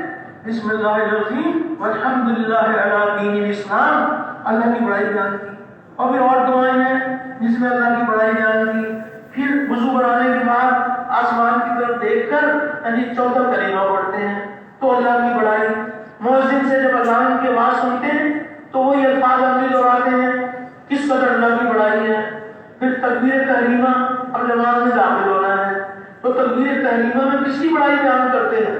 اللہ اکبر, اللہ کی بڑائی, اللہ کی بڑائی. سبحانک اللہم, اللہ کی بڑائی. الحمدللہ رب العالمین, کہ تمام تعریف اس اللہ کی جو سارے جہانوں کا پالنے والا ہے. کتنی اللہ کی بڑائی بیان کی. ہر رکن میں اللہ کی بڑائی. ایک رکن سے دوسرے رکن میں جاتے ہوئے اللہ اکبر, اللہ کی بڑائی. رکوع میں چلے گئے تو رکوع میں اللہ کی بڑائی اللہ کو سنا رہے ہیں. رکوع میں جا کر کیا کہتے ہیں جناب؟ سبحان ربی العظیم, پاک ہے میرا پالنے والا بڑی شان والا, پاک ہے میرا پالنے والا بڑی شان والا, پاک ہے میرا پالنے والا بڑی شان والا. کس قدر اللہ کی بڑائی بیان کرتے ہیں. سجدے میں چلے جائیں تو سجدے میں اللہ کی بڑائی اللہ کو سنا رہے ہیں. اللہ کی بڑائی اللہ کو سنا رہے ہیں. سبحان ربی الاعلیٰ, پاک ہے میرا پالنے والا اونچی شان والا, پاک ہے میرا پالنے والا اونچی شان والا, پاک ہے میرا پالنے والا اونچی شان والا. کم از کم 3 بار تو کہتے ہی ہے نا. اور اگر اور زیادہ اللہ کے خزانے لوٹنا چاہیں تو اور زیادہ پڑھیں. تو کس طرح اللہ کی بڑائی اللہ کو سنا رہے ہیں, براہ راست اللہ کو سنانا ہے. تو اللہ جل شان کی ذات قریب ذات ہے کہ جب نمازوں کو بڑھیا بنانے پر محنت کی جاتی ہے اور اوروں کو نماز کی محنت کے لیے تیار کیا جاتا ہے تو اللہ جل شان راضی ہو کر اپنے فضل سے نماز کی حقیقت عطا فرماتے ہیں، اور پھر جتنے بھی فضائل ہیں اللہ کے وعدے حق ہیں اور اللہ کے وعدے پورے ہونے کے لیے ہیں، تو اس کے لیے بھی محنت کی جائے گی۔ تو بات یہ چل رہی تھی کہ یہ وہ مبارک اعمال ہیں کہ جس میں کچھ چیزوں کا تعلق نہیں ہے، براہ راست اللہ کی قدرت سے استفادہ، یہ وہ مبارک اعمال ہے۔ اور آگے چلیں تو اب کچھ آپس میں سیکھنے سکھانے کے لیے بیٹھے ہوئے ہیں، سیکھنے سکھانے کے لیے بیٹھے ہوئے ہیں، تو علم الہی کا نور ان کے دلوں کے اندر اتر رہا ہے۔ تو سیکھنے سکھانے کے لیے جب بیٹھیں گے تو اس کے لیے مال کی ضرورت ہے، دنیا کی چیزوں کی ضرورت ہے نہیں، دنیا کی چیزوں کے بغیر علم الہی کا نور دلوں کی گہرائیوں میں اتر جائے، اس کے لیے چیزوں کا تعلق نہیں ہے۔ چیزوں کو ہم نے اتنا سر چڑھا لیا کہ پتہ نہیں چیزوں، بھائی چیزیں ہوں یا چیزیں نہ ہوں، اعمال ہوں، اعمال پر اللہ پاک زندگی بناتے ہیں۔ کوئی اس کے لیے علم کے لیے کچھ دنیا کی چیزوں کی ضرورت نہیں، کوئی اپنے بچوں کو حافظ بنانا چاہے، اللہ اکبر، اور عالم بنانا چاہیں، مفتی بنانا چاہیں، تو کس قدر اللہ پاک آج بھی اپنی قدرت دکھا رہے ہیں۔ دیکھو علم الہی کا نور ہے نہیں، کوئی اس کے لیے دنیا کی چیزوں کی ضرورت نہیں ہے۔ بڑے سے بڑے علم کے خزانے ڈھونڈنے چاہیں تو آج بھی اللہ اپنی قدرت دکھا رہے ہیں کہ نہ کوئی داخلہ فیس نہ مانا فیس، اور اللہ جل شان اپنی قدرت سے اللہ رب العزت نے ایک ایک شہر میں کتنے مدارس، اور ایک کونے میں، دنیا کے کونے کونے میں اللہ پاک نے اپنی قدرت دکھا دی کہ علم الہی کا نور اللہ کے خزانوں میں اترتا چلا ہے۔ کوئی یہ چیزیں کو چھپی نہیں ہے، آج اللہ پاک اپنی قدرت دکھا رہے ہیں کہ کس قدر اللہ کے خزانے بھرے ہوئے ہیں، کیسے اللہ پاک اپنے علم کا نور لٹانا چاہتے ہیں۔ تو اس کے لیے تو کوئی دنیا کی چیزوں کی ضرورت نہیں ہے۔ فضائل اس قدر ہے، علم کے فضائل، علم والوں کے فضائل، علم کے بھی فضائل ہیں اور علم والوں کے بھی فضائل۔ جس کے دل میں علم کی قیمت آ جائے گی اس کے دل میں علم والوں کی قیمت بھی آ جائے گی، لیکن جس کے دل میں علم کی قیمت نہیں ہوگی، بڑے سے بڑے عالم سامنے آ جائیں تو دیکھ کر ان کو کوئی تاثر نہیں ہوگا، اس لیے کہ علم کی قیمت دل میں نہیں ہے۔ تو علم الہی کی قیمت دلوں کی گہرائیوں میں اتر جائے۔ کتنے فضائل ہیں۔ علم کا صرف اللہ کے لیے سیکھنا اللہ کے خوف کے حکم میں ہے، اور علم کی تلاش میں کہیں جانا عبادت ہے، اور علم کا یاد کرنا تسبیح ہے، اور علم کی تحقیقات میں بحث کرنا جہاد ہے، اور علم کا اپنے عہد پر خرچ کرنا اللہ کے یہاں قربت ہے۔ اس لیے کہ علم جائز اور ناجائز کے پہچاننے کی علامت ہے، اور جنت کے راستوں کا نشان ہے، وحشت میں جی بلانے والا ہے، اور سفر کا ساتھی ہے کہ کتاب کا دیکھنا دونوں کام دیتا ہے۔ اور علم تنہائی میں ایک محدث ہے، اور خوشی اور رنج میں دلیل ہے، اور دشمنوں پر ہتھیار ہے، اور علم کی وجہ سے بندہ امت کے بہترین افراد تک پہنچ جاتا ہے، اور دنیا اور آخرت کے بلند مرتبوں کو حاصل کر لیتا ہے۔ اس کا مطالعہ روزوں کے برابر ہے، اور اس کا یاد کرنا تہجد کے برابر ہے، اور اسی سے رشتے جوڑے جاتے ہیں، اور اسی سے حلال اور حرام کی پہچان ہوتی ہے، اور علم عمل کا امام ہے، اور عمل اس کے تابع ہے، اور سعید لوگوں کو علم کا الہام دیا جاتا ہے، اور بدبخت علم سے محروم رہتے ہیں۔ تو کس قدر علم کے فضائل، علم والوں کے فضائل، یہ اللہ جل شانہ کا کس قدر احسان ہے۔ ہمیں اپنے اللہ کا شکر ادا کرنا چاہیے کہ یا الہی ہمارے لیے آپ نے علم کے حاصل کرنے کے لیے اللہ رب نے کس قدر اللہ نے اپنے خزانے لٹائے ہیں کہ جو چاہے جتنا چاہے علم الہی کا نور سینوں میں بھر لے۔ اور پھر علم والوں کی کیا قیمت ہے، یہ قیمت بھی ہمارے دل میں ہوتا ہے۔ باادب بانصیب جنہوں نے واقعی دل و جان کے ساتھ علم والوں کا ادب کیا اور ان سے دلی محبت کی، اللہ جل شان کی نسلوں کے اندر علم الہی کا نور جاری فرما دیتے ہیں۔ علم والوں کی کیا شان بتائی گئی ہے۔ ایک روایت میں آتا ہے کہ جب قیامت میں حساب ہوگا تو علماء کو الگ کر لیا جائے گا، سارے مجمع میں سے علماء کرام کو الگ کر لیا جائے گا، اور حق تعالی شان علماء سے یہ ارشاد فرمائیں گے کہ اے گروہ علماء، میں نے اپنا علم تمہارے سینوں میں اس لیے نہیں رکھا تھا کہ میں تمہیں عذاب دوں، اور میں نے تمہاری نفرت کر دی۔ تو کل حشر کے میدان میں ان کا یہ مقام ہوگا، تو ہمارے دلوں کے اندر بھی علم کی قیمت بھی دل میں ہو اور علم والوں کا بھی ادب ہو. تو اللہ کی ذات بڑی کریم ذات ہے، باادب بانصیب، جو جس کو بھی ملا اس کو ادب سے ملا ہے. حتیٰ کہ اگر کوئی کتاب کا ادب نہیں کرے گا اس سے بھی فائدہ نہیں ہوگا.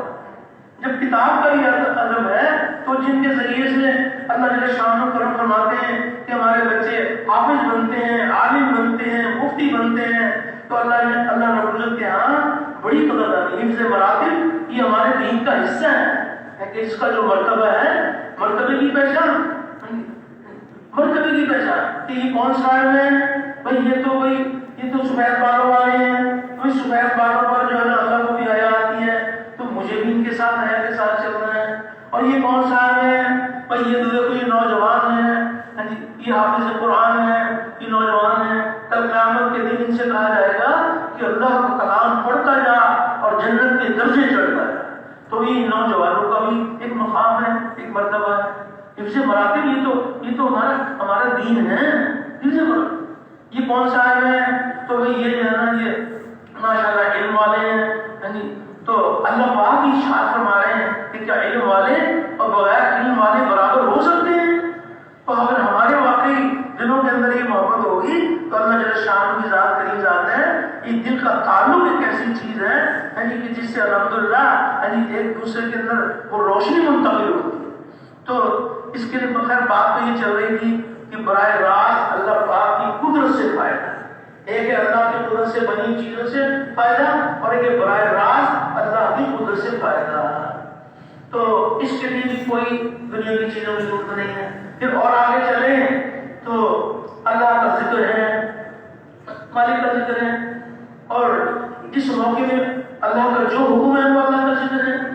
تو اللہ ذکر کے لیے ہم یہ چاہتے ہیں کہ اللہ کا دھیان نصیب ہو جائے، دل کی غفلتیں دور ہو جائیں، ذکر اللہ کا نور دلوں کی زینت بن جائے. اب اس کے لیے ایک طریقہ بتایا گیا ہے کہ دیکھو سب سے پہلے جو ہے نا وہ جسم قید کرو. پہلے جسم قید ہوگا اور پھر روح بھی قید ہوگی، اور روح کا یہ خیال اللہ مجھے دیکھ رہے ہیں، اسی کو توجہ اللہ کہا جاتا ہے. تو اب اس کے لیے صبح شام کی تسبیحات ہیں، اس کے لیے وقت مقرر کر لیا، جسم کو قید کیا. تو اب ذکر کے لیے بیٹھے، جب ذکر کرنے کے لیے بیٹھے ہیں تو اب اس کے لیے کوئی مال کی ضرورت ہے، ذکر کرنے کے لیے دنیا کی چیزوں کی ضرورت ہے، کسی چیز کی ضرورت نہیں ہے. براہ راست ذکر کا عمل براہ راست اللہ کی قدرت سے استفادہ. ایسے مبارک اعمال ہیں، یہ وہ اعمال ہیں جو سارے اعمال کے وجود میں آنے کا ذریعہ ہیں. یہ دعوت والے اعمال کوئی معمولی بات نہیں ہے، یہ بڑے اونچے اعمال. اب ذکر کے لیے بیٹھے، کسی نے اپنا جائزہ لے لیا، ہر ایک کے بارے میں اچھا گمان اپنی جائزہ لیا جا سکتا ہے.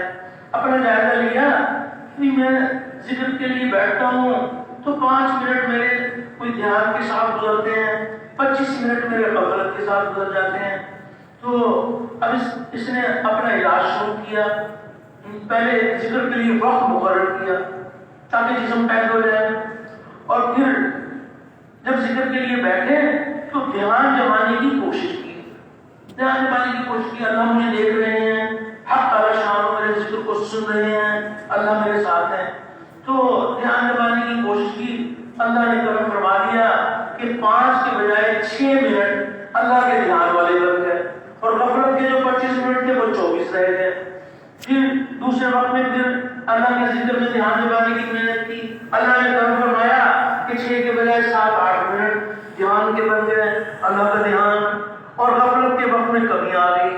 اسی طرح محنت کرتے رہے، اللہ پاک سے دعائیں مانگتے رہے، دوسروں کو بھی دعوت دیتے رہے. اللہ نے وہ دن دکھا دیا کہ 30 کے 30 منٹ اللہ کے دھیان والے بن گئے. تو جب ذکر میں اللہ کا دھیان آئے گا تو باقی اعمال میں بھی اللہ کا دھیان آ جائے گا.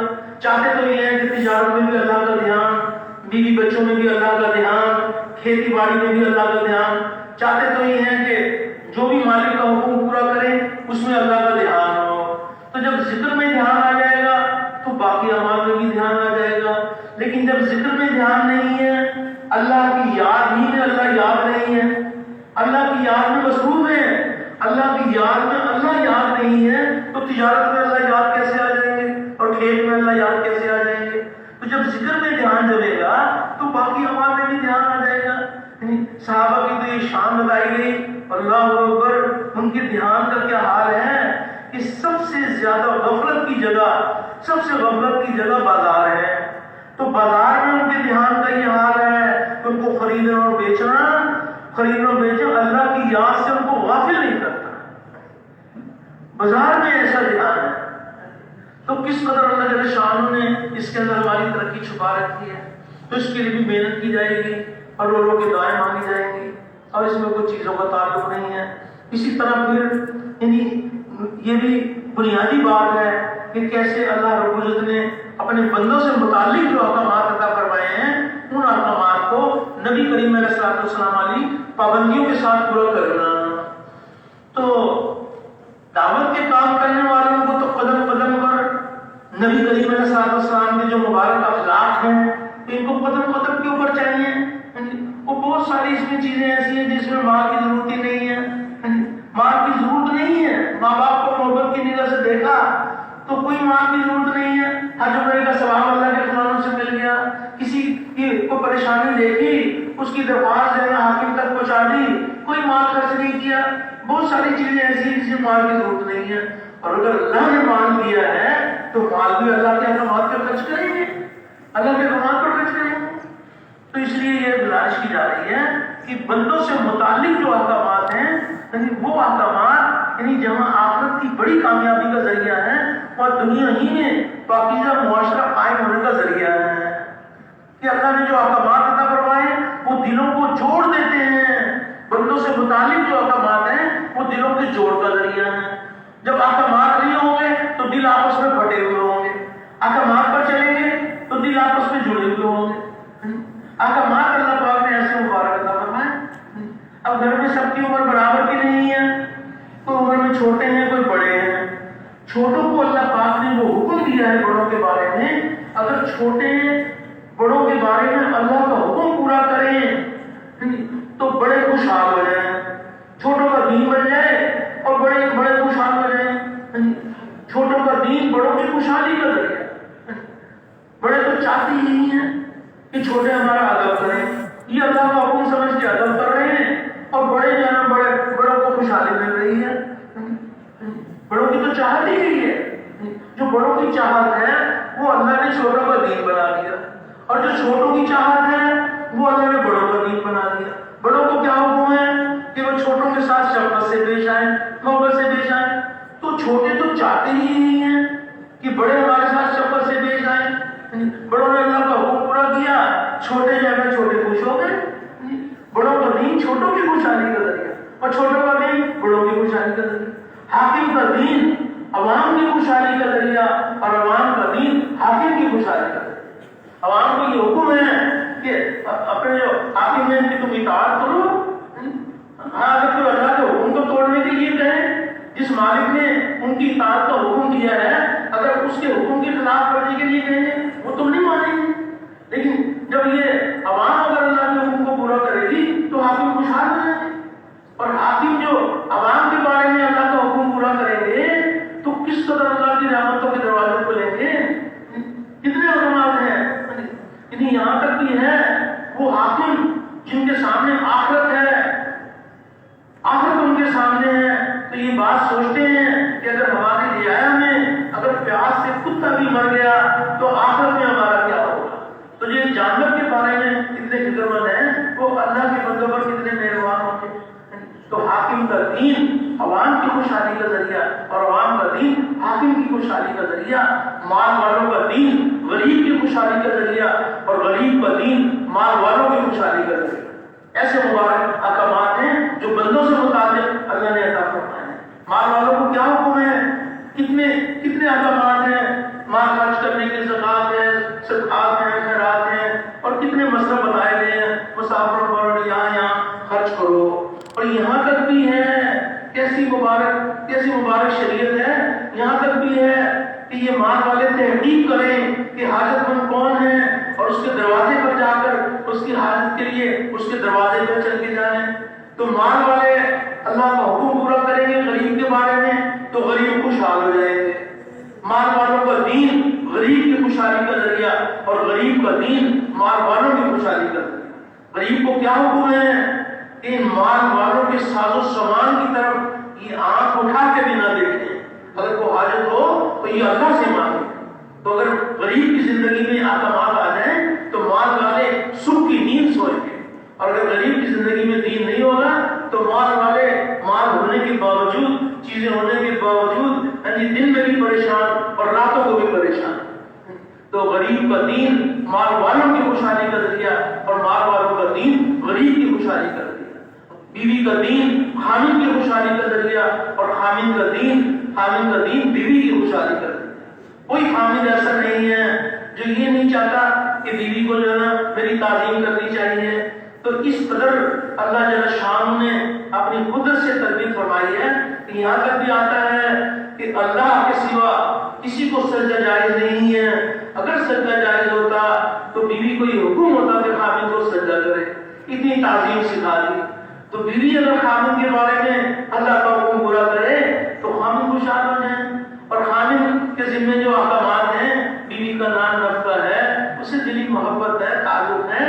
تو خامن اگر اللہ کا حکم بیوی کے بارے میں پورا کر دیں تو بیویاں خوشحال ہو جائیں. تو اللہ جل شان نے احکامات عطا فرمائے ہیں اور احکامات میں دینا ہی دینا ہے. لینے کے لیے نہیں کہا گیا، سب کو حکم دینے کا ہے. اگر سب کے سب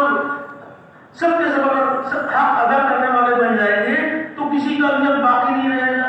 اور سب کے سب حق لینے والے بن جائیں گے تو کسی کا بھی حق ادا نہیں ہوگا. وہ دینے کا جذبہ بڑھ جائے اور لینے کا جذبہ نکل جائے. ہم سے یہ نہیں پوچھا جائے گا کہ بتاؤ کہ تمہارا حق جو ہے نا، تمہارا حق بڑوں نے ادا کیا تھا یا نہیں کیا تھا. ہم سے تو یہ پوچھا جائے گا کہ تم نے اپنے بڑوں کا حق ادا کیا تھا. تو سب کچھ دینے کی احکامات ہیں، دینے والے بن جائیں گے تو آخرت کی کامیابی کا تو کہنا ہی کیا، دنیا ہی میں پاکیزہ معاشرہ قائم ہو جائے گا. سب کے سب دینے والے بن جائیں. ایک اچھے دور کا واقعہ آپ علماء سے سنتے رہتے ہیں کہ جب فضا بنی ہوئی تھی کہ سب کا جذبہ اللہ والا جذبہ، انہیں اللہ کے حکم کو دیکھ کے چلتا ہے. حکم ربی کیا ہے، کس کا کیا حق ہے. تو اچھے دور کی بات ہے کہ کسی نے اپنی زمین فروخت کی، بیچنے والے نے بیچ دی، خریدنے والے نے خرید لی. زمین اس کو مل گئی جس نے خریدی تھی، زمین کی قیمت اس کو مل گئی جس نے زمین بیچی تھی. آگے چل کر جس نے زمین خریدی تھی اس کو زمین میں گڑا نکالنے کی نوبت آئی. اس نے جب زمین میں گڑا نکالا تو وہاں سے مال خزانہ نکل آیا. اب جب مال خزانہ نکل آیا تو دینے کا جذبہ، اللہ والا جذبہ. اس نے بھی سوچا کہ میں نے اس سے زمین خریدی ہے، یہ مال خزانہ تو میں نے خریدا ہی نہیں ہے، تو میرا اس سے کیا تعلق ہے. تو یہ اس کے پاس چلے گئے جس سے زمین خریدی تھی اور سارا واقعہ جا کر سنا دیا کہ یہ واقعہ پیش آیا اور اٹھاؤ اپنا مال خزانہ. میں نے تو زمین خریدی ہے تو زمین میرے پاس ہے. دینے کا جذبہ، اس کا جذبہ بھی اللہ والا جذبہ، دینے کا جذبہ. اس نے کہا بھائی بات یہ ہے کہ میں نے آپ کے ہاتھ زمین فروخت کر دی، اب اس میں سے مٹی نکلے یا سونا، میرا اس سے کیا تعلق ہے، میں تو نہیں لوں گا. تو اب دونوں کا آپس کے اندر یہ فساد نہیں ہے کہ وہ بھی لینا چاہتا ہے، وہ بھی لینا چاہتا ہے. نہیں، وہ اسے دینا چاہتا ہے اور وہ اسے دینا چاہتا ہے. تو اچھا بھی چلو کہ قاضی صاحب کی خدمت میں حاضر ہو جائیں تو جو بھی فیصلہ ہو جائے آپس میں اگر کوئی بات نہیں ہوتی تو چلو بھی قاضی صاحب کی بات. قاضی صاحب بھی اللہ والے، وہ بھی اللہ والے.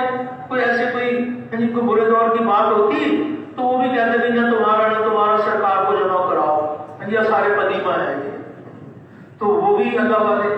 تو انہوں نے دونوں کی بات سن کے فرمایا کہ چلو یہ بات تو سمجھ میں آ گئی، تب تم یہ بتاؤ کہ دونوں میں سے کسی کی بیٹی ہے. ایک نے کہا کہ ہاں میری بیٹی ہے. دوسرے نے پوچھا بھی تمہارا بیٹا ہے؟ اس نے کہا کہ ہاں میرا بیٹا ہے. قاضی صاحب نے فیصلہ کیا کہ دونوں کا نکاح کر دو اور یہ مال خزانہ بچوں کو دے دو. جب جذبہ ہوگا نا دینے کا، دینے کا جذبہ ہوگا تو پھر ایسے واقعات پیش آئیں گے. اور اگر لینے کا جذبہ ہوگا تو پھر یہ مقدمات بڑھتے چلے جائیں گے، عدالتوں میں فساد بڑھتا چلا جائے گا کہ سب کا مطالبہ لینے کا ہو. تو ایک ہے لینے جذبہ اور ایک ہے دینے کا جذبہ. تو اللہ جل شان سب کی تربیت فرمائے. تو تبلیغ والوں نے تو ذریعہ بدلنا ہے. اگر ہمارے اندر یہ خوبی پیدا ہو گئی تو کس قدر اللہ کے فضلوں سے اللہ کا کلمہ دنیا میں بلند ہوگا. پھر یہ بھی بات ہے کہ اگر اخلاق ہی تو ہیں جو دین کے پھیلنے کا کس قدر ذریعہ ہے.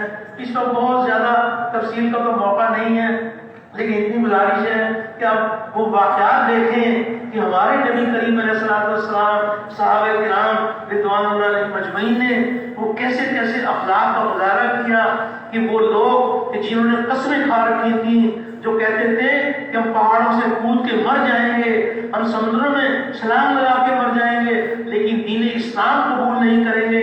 لیکن ہمارے نبی کریم علیہ السلام کے مبارک اخلاق وہ کیسے اللہ نے ان کو ذریعہ بنایا، اور ایسے انسان بھی جنہوں نے قسمیں کھا رکھی تھیں وہ بھی دین اسلام میں داخل ہو گئے. اخلاق کا بہت اچھا ہے. فتح مکہ کے موقع پر اللہ رب العزت نے وہ دن دکھا دیا کہ آج فاتح بن کر مکہ میں داخل ہوئے. اب جس کی چاہے گردن اڑا دیں، جس کو چاہے ساری زندگی جنہوں نے دکھ پہنچائے تھے اور تکلیفیں پہنچائی تھی، آج فاتح بن کر داخل ہو گئے. جو چاہے ان کے ساتھ جانا، ان کے ساتھ سلوک کرو. لیکن اس وقت میں ہمارے نبی کریم علیہ السلام نے کیسا نمونہ پیش کیا کہ قیامت تک کے لیے ہمارے لیے ایک راستہ بتا دیا کہ دیکھو اخلاق کے ذریعے سے کتنا دین دنیا میں داخل ہوگا. کسی نے کہا، آواز لگائی کہ آج تو مکے والوں کی بوٹی بوٹی کرنے کا دن ہے. نبی کریم علیہ السلام نے ارشاد فرمایا کہ نہیں، آج ان پر رحم کرنے کا دن ہے. میں ان کے ساتھ وہ سلوک کروں گا جو یوسف علیہ السلام نے اپنے بھائیوں کے ساتھ سلوک کیا، وہ سلوک کرو. ابو سفیان رضی اللہ تعالیٰ عنہ کے بارے میں مشورہ چل رہا ہے کہ بھئی قوم کے سردار ہیں تو یہ بھی اسلام میں داخل ہو جائے. تو کہا بھئی یہ سردار ہیں تو ان کو بلایا جائے، ان کو خاص اکرام کیا جائے تاکہ یہ بھی دائرہ اسلام میں داخل ہو جائے. نبی کریم علیہ السلام نے ارشاد فرمایا کہ ان کو بلاؤ. تو ان کو بلایا گیا حضرت سفیان رضی اللہ عنہ کو. تو جب انہیں بلایا گیا تو نبی کریم علیہ السلام نے ان کے اکرام کے طور پر یہ فرمایا کہ جو حرم میں داخل ہو جائے، جو خانہ کعبہ میں داخل ہو جائے، اس کو امن. تو یہ بات انہوں نے سنی. ان کا تو گمان تھا کہ آج تو جو ہے نا ہماری کوٹی کوٹی کریں گے، اور آج بھی یہ ہمیں امن کا راستہ دکھا رہے ہیں. تو بڑے متاثر ہوئے اور بڑے ذہین آدمی تھے. تو پھر کسی اور الفاظ میں کچھ مزید بھی رعایت چاہیے. تو نبی کریم علیہ السلام نے اور رعایت فرمائی. آپ نے فرمایا کہ جو ابو سفیان کے گھر میں داخل ہو جائے اس کو بھی امن. اور یہ بات سنی تو بھائی یہ تو واقعی کوئی اللہ کے سچے رسول ہیں. اتنا کشادہ سینہ کہ جو میرے گھر میں داخل ہو جائے اس کو بھی امن.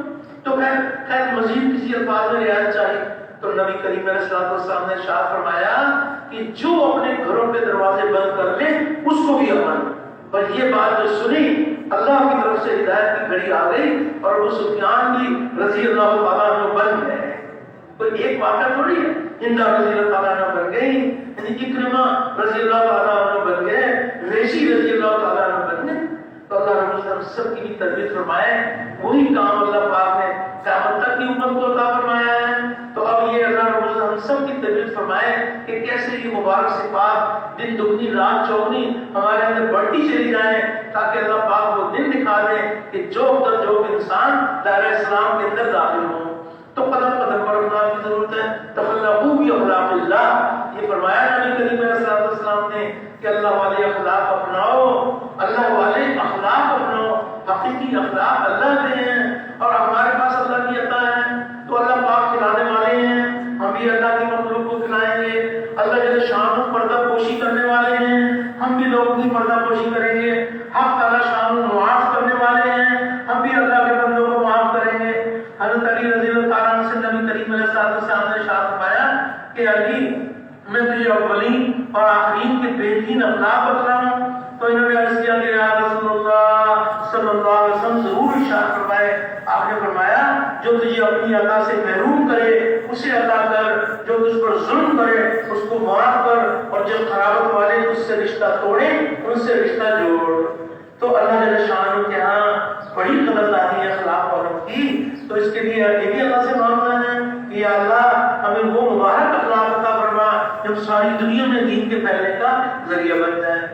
تو اور آگے چلے تو 5واں نمبر ہے صحیح نیت۔ تو نیت میں بھی آپ غور فرما لیں کہ دنیا کی چیزیں تو صرف کامیابی کا ذریعہ نہیں بنتی، اس میں تو اعمال بڑھنے پڑیں گے، لیکن اگر ہم چاہتے ہیں کہ اخلاص کا رکن بڑھتا چلا جائے تو ہر عمل سے پہلے رک جائیں، اپنی نیت کو ٹٹول لیں، اپنی نیت کا جائزہ لے لیں اور اپنی نیت کو درست کر لیں۔ عمل کے درمیان میں بھی اپنی نیت کو دیکھ لیں اور درست کر لیں۔ عمل کرنے کے بعد استغفار میں یا الہی آپ کی شاید شان عمل نہیں ہو سکا، پھر احسان ہے کہ اس کو قبول کر لے۔ تو اب اللہ پاک کرم فرما دے کہ نیت کو درست کرنے کے لیے مال کی ضرورت ہے، سونے چاندی کی ضرورت ہے، ڈگری کی ضرورت ہے، کسی چیز کی ضرورت نہیں ہے۔ براہ راست اللہ کی قدرت سے فائدہ کہ جو عمل اللہ کو راضی کرنے کے لیے کیے جاتے ہیں وہ اعمال اللہ پاک ان کو قبول فرماتے ہیں۔ اعمال کی قبولیت کے لیے اخلاص کا ہونا جو ہے نا تو ضروری ہے۔ تو اس کے لیے کوئی علیحدہ محنت کی ضرورت نہیں ہے، علیحدہ محنت کی ضرورت نہیں ہے۔ بس اتنی بات ہے کہ اخلاص بہت اونچی بات ہے، لیکن ایک طرف اللہ کے وعدے ہیں اور ایک طرف اللہ کو راضی کرنے کا جذبہ ہے۔ تو اعمال پر جو اللہ نے وعدے فرمائے ہیں، اللہ کے وعدوں پر یقین تو ہو، اللہ کے وعدوں پر یقین تو ہو، لیکن نیت نہ ہو، نیت عمل کرنے میں اللہ کو راضی کرنے کے لیے ہو۔ اخلاص کے زور میں آ کر یقین کو نہ کھو بیٹھے اور یقین کے زور میں آ کر اخلاص کو نہ کھو بیٹھے۔ اخلاص اپنی حدود میں رہے اور یقین اپنے حدود میں رہے۔ اللہ کا وعدہ ہے، کوئی حاجت ہے ہماری، ہم نماز پڑھ رہے ہیں، صلاۃ الحاجت ہے، ضرور پڑھ لیں۔ تو نماز پر اللہ کا وعدہ ہے کہ اللہ پاک حاجت نہیں فرمائے، تو اللہ کے وعدوں کا یقین تو ہو، لیکن نیت اللہ کو راضی کرنے کے لیے ہو۔ جو بھی عمل کریں گے وہ اللہ کو راضی کرنے کے لیے کریں، اور یقین بھی ہے کہ جو اللہ نے وعدہ فرمایا یہ انعام ہمیں ملے گا۔ بعض دفعہ اخلاص کے زور میں اتنے آ گئے کہ وہ نہیں بس ہم تو اللہ کو راضی کرنے کے لیے عمل کرتے ہیں، ہمیں کوئی لالچ نہیں ہے۔ نہیں جناب، جب اللہ رب العزت وعدہ فرما رہے ہیں تو ہم اللہ کے وعدوں کا یقین ہے، تو یقین اپنی حدود میں رہے اور اخلاص اپنی حدود میں رہے۔ اللہ کے وعدے حق ہیں، تو یقین کے زور میں آ کر اخلاص کو نہ کھو بیٹھے اور اخلاص کے زور میں آ کر یقین کو نہ کھو بیٹھے۔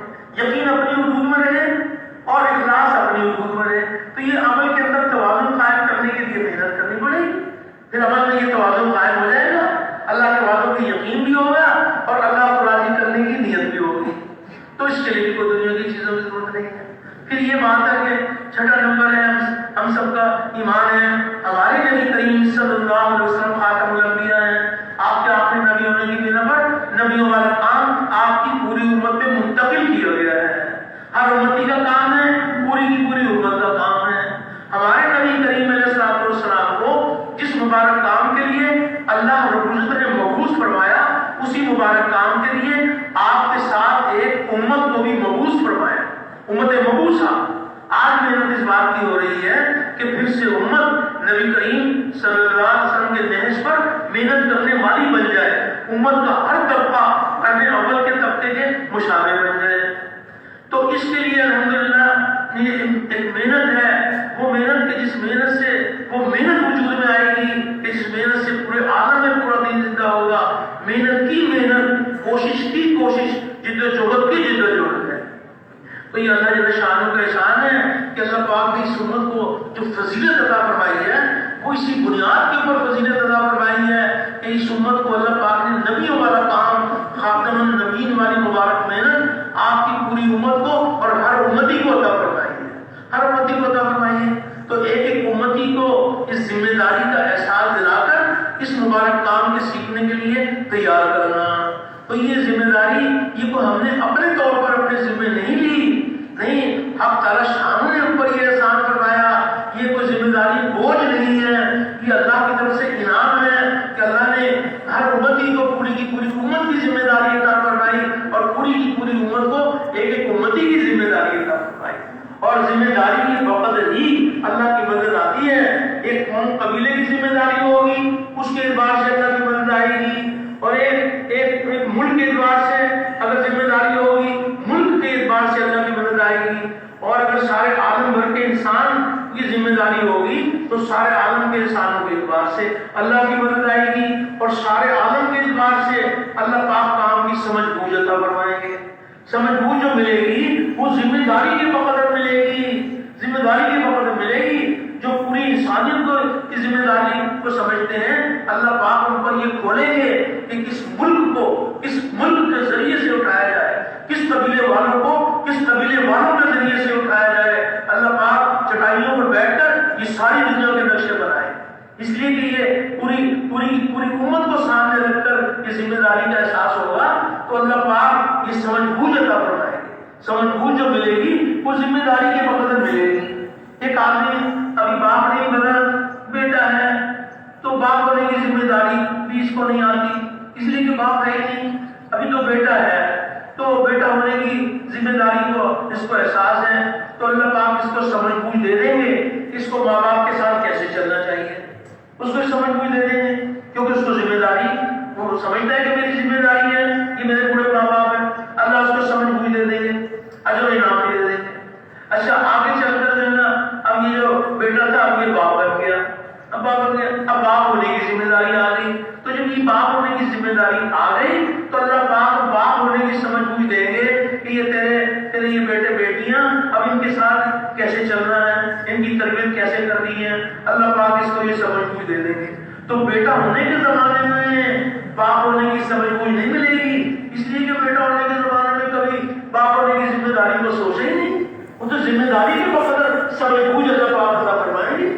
آگے چل کر یہ دادا نانا بن گئے تو اب دادا نانا جب بن گئے تو پھر اللہ پاک یہ سمجھ بوجھ عطا فرمائیں گے کہ تیرے پوتے پوتیاں یہ نواسے نوازیاں اب ان کے ساتھ تجھے کیسے چلنا ہے تو اس کی سمجھ بوجھ دے دیں. باپ ہونے کے زمانے میں دادا نانا ہونے کی سمجھ بوجھ نہیں ملے گی، تو جب ذمہ داری آ جاتی ہے پھر اللہ پاک اس کی سمجھ بوجھ دے دیتے ہیں. اور اجر و انعام بھی ذمہ داری کے بقدر اجر و انعام ملے گا. ایک قوم قبیلے کو سامنے رکھ کے چلیں گے تو اس حساب سے انعام ملے گا، اور پوری امت کو سامنے رکھ کے چلیں گے تو پوری امت کے اعتبار سے اجر و انعام ملے گا. تو ادھورا انعام چاہتے ہیں یا پورا انعام چاہتے ہیں؟ تو پورے انعام کے لیے پوری ذمہ داری اللہ نے ہمیں ذمہ داری عطا فرمائی. تو ہر امتی کو ذمہ داری کا احساس دلا کر اس مبارک کام کے لیے تیار کرنا. تو اس امت کے جتنے فضائل آپ سنیں گے وہ فضائل اس امت کے کام کی بنیاد پر ہے، صرف نام کی وجہ سے نہیں ہے بلکہ کام کی وجہ سے ہے. اور اس امت کے آنے سے پہلے ہی یہ امت ابھی دنیا میں نہیں آئی، اس دنیا میں آنے سے پہلے ہی اللہ پاک نے بات انبیاء علیہ السلام سے اس امت کے بارے میں فرما دیا کہ اس امت کی کیا فضیلت ہے اور وہ کس بنیاد کے اوپر فضیلت ہے. ایک روایت میں آتا ہے کہ اللہ تعالیٰ نے حضرت داؤد علیہ السلام پر یہ وحی فرمائی کہ داؤد تمہارے بعد ان قریب ایک نبی آئے گا جس کا نام احمد اور محمد ہوگا، اور وہ سچے اور سردار ہوں گے اور میں ان سے کبھی ناراض نہیں ہوں گا اور نہ ہی وہ مجھے کبھی ناراض کریں گے، اور میں نے ان کی اگلی پچھلی تمام لفظیں کرنے سے پہلے ہی معاف کر دی ہیں. یہاں پر نبی کریم علیہ السلام کے بارے میں داؤد علیہ السلام سے اللہ پاک نے ارشاد فرمایا، اور ہمارے نبی کریم علیہ السلام کی امت کے بارے میں داؤد علیہ السلام سے اللہ پاک نے ارشاد فرمایا کہ نبی کریم علیہ السلام کی امت میری رحمت سے نوازی ہوئی ہے، اور میں نے آپ کی امت کو وہ نوافل عطا کیے جو انبیاء کو عطا کیے، اور آپ کی امت پر وہ چیزیں فرض کی جو انبیاء اور رسولوں پر فرض کی، حتیٰ کہ وہ قیامت کے دن میرے پاس اس حال میں آئیں گے تو ان کا نور انبیاء کے نور جیسا ہوگا. تو یہ سارے فضائل صرف نام کی وجہ سے ملیں گے یا کام کی وجہ سے ملیں گے؟ تو یہ گزارش کی جا رہی ہے کہ اس کام کو اپنا کام بنا لیں. ایک ہے چیلہ لگانا، 3 چیلے لگانا، 7 لگانا، اور ایک ہے دعوت والے کام کو اپنی زندگی کا مقصد بنا کے کرنا. تو جب اس کام کو اپنا کام بنا کر کریں گے تو اللہ جل شانہ کے لیے ہماری تربیت فرمائیں گے کہ 2 کام ایک وقت میں جمع ہو جائیں گے. ایک طرف مال کمانے کی محنت ہے، اللہ کا حکم نبی کے طریقے پر مال کما رہے ہیں. اب ایک طرف نبی کریم علیہ السلام کی دعوت کی محنت کا تقاضا سامنے آ گیا. اب دونوں کام ایک وقت میں کر نہیں سکتے. مال کمانے میں لگے تو دعوت کے تقاضے کو قربان کریں، اور دعوت کے تقاضے کو پورا کریں تو مال کمانے کا تقاضا قربان کریں. تو ایسے وقت میں جو کام کو کام بنائیں گے اللہ پاک ان کے حوصلے کو بلند کر دیں گے. مال کمانے کا تقاضا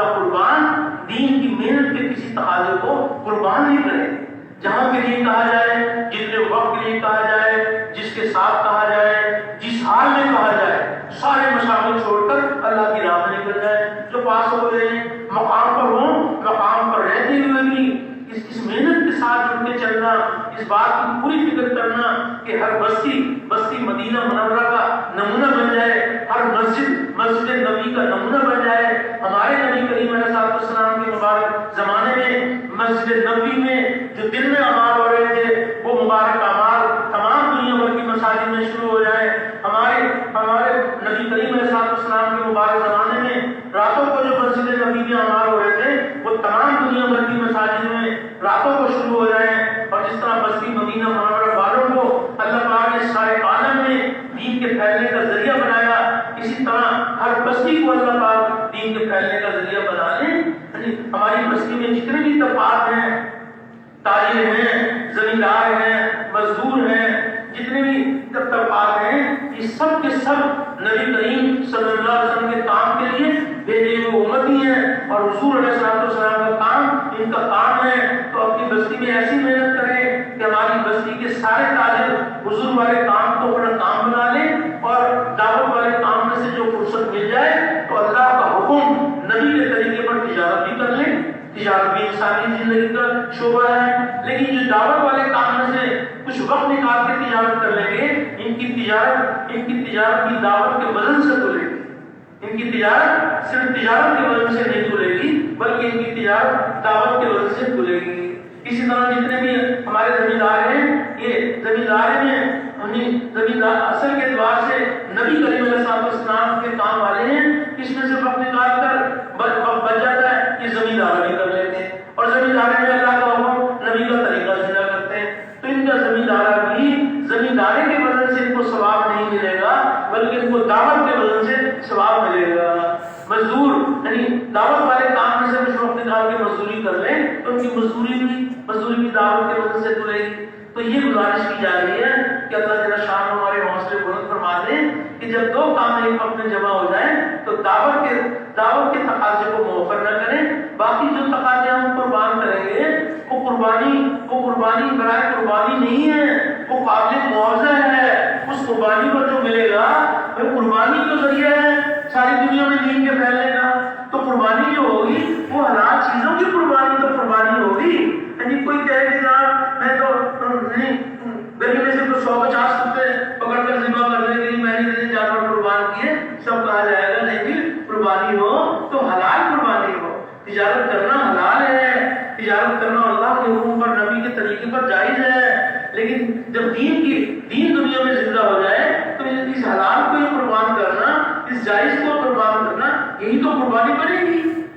گھریلو زندگی میں رہنا منقوبہ بھی ہے، جائز ہے، حلال ہے، لیکن اللہ کا کلمہ دنیا میں بلند ہو اور کفر کا کلمہ پست ہو، انسانیت جہنم کی آگ سے بچ کر جنت میں جانے والی بن جائے، اس کے لیے جو ہے نا ہم بیوی بچوں کی جدائی بھی برداشت کریں گے۔ تو اللہ جل شان کی ذات کی ذات ہے، یہ ایسا مبارک موقع ہے اگر ہمارے جذبات بھی ہوں اور اللہ کو راضی کرنے کے لیے ہمارے عزائم بھی ہوں اور اپنے آپ کو جو ہم بڑی سے بڑی قربانی کے لیے پیش کریں تو اللہ جل شان کی ذات کی ذات ہے۔ اللہ حضرت اس وقت کے ہماری اس کو قبول فرمانے بیٹھنے کو اور ہمیں موت تک اس مبارک کام میں دن دگنی رات چوگنی ترقی کے ساتھ لگے رہنے کی توفیق عطا فرما دیں۔ تو ایک ہے اس میں چلا لگانا، 3 چلے لگانا، اور ایک ہے اس کام کو اپنا کام بنا کے کرنا۔ تو سب کے سب اس کام کو کام بنانے کے لیے تیار ہیں، نہیں بیٹھے بیٹھے نہیں پڑھو کے فرمائیں ساری جان سارا مال پر تیار ہے۔ بھائی واہ واہ ماشاء اللہ، بہت مبارک، اللہ پاک آپ سب کے عزت ارادوں کو قبول فرما لے، سب آمین تو ہو گئی۔ اور اس کی گزارش ہے کہ یعنی ہم نے تو عزم کر لیا کہ انشاءاللہ کام کو کام بنائیں گے۔ اب اس میں جو فوری اس وقت جو فوری تقاضا ہے اس میں اللہ پاک ہمیں قبول فرما لے، تو اس میں جو ہے الحمدللہ نقد چلے اور 3 چلے آپ بیٹھے سب تشریف رکھیں گا۔ آپ دیکھو آپ نے ماشاءاللہ جب کے بات سنی ہے، کسی ایک آدمی کو بھی جاتے ہوئے نہیں دیکھا۔ تو بیان جو ہے یہ کام کی باتیں ہیں اور تشکیل کام کا شروع ہے۔ تو جہاں آپ نے ماشاءاللہ اتنا اہتمام سے آپ بیٹھے ہیں تو تھوڑی دیر کے لیے نا ہم کچھ ساتھی جائیں نہیں، ابھی سن لیں گے کیا کیا آپ کے سامنے کیا کیا مطالبہ ہے۔ جی ماشاءاللہ، چلے 3 چلے کے لیے فرمائیے، اندرون ملک سائے کے لیے فرمائیے۔ ممالک کے لیے فرمائی، اللہ آپ کو جزائے خیر عطا فرمائے۔ جیسا ارشاد فرمایا، تھوڑی دیر کی بات ہے، جلدی سے آپ حضرات کھڑے ہو کے نام لکھائیے، اللہ آپ کو بہت جزائے خیر۔ جی ماشاء اللہ ماشاء اللہ، جلدی جلدی ارشاد فرمائیے کہ نام لکھاتے رہیے، اور جہاں ایک سال بیرون کے لیے اللہ قبول فرمائے، اللہ آسان فرمائے، اور فرمائیے ماشاء اللہ۔ اللہ آپ حضرات کے بیٹھنے کو قبول فرمائے، اور جم کے بیٹھیے، بس 5-7 منٹ کی بات ہے، زیادہ لمبا کام نہیں۔ اللہ آپ کو بہت جزائے خیر۔ جی ماشاء اللہ ماشاء اللہ، اللہ قبول فرمائے، ماشاء اللہ، اللہ قبول فرمائے، اللہ آسان فرمائے۔ ہر سال 4 مہینے، اللہ قبول فرمائے، اللہ آسان فرمائے۔ ماشاء اللہ 4 مہینے کے لیے اللہ قبول فرمائے۔ غلام مصطفیٰ صاحب 4 مہینے کے لیے اللہ قبول فرمائے۔ جی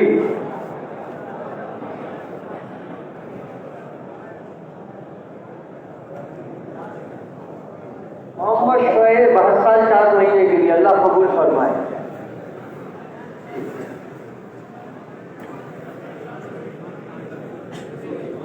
جی اقصیٰ مسجد سے چلے کی جماعت، اسرا مسجد سے چلے کی جماعت اللہ قبول فرمائے۔ غوثیہ مسجد سے چلے 4 مہینے کی جماعت اللہ قبول فرمائے۔ بھائی تشریف رکھیے، ماشاء اللہ۔ الفلاح مسجد سے ماشاء اللہ، اللہ قبول فرمائے، چلے 3 چلے کی جماعت۔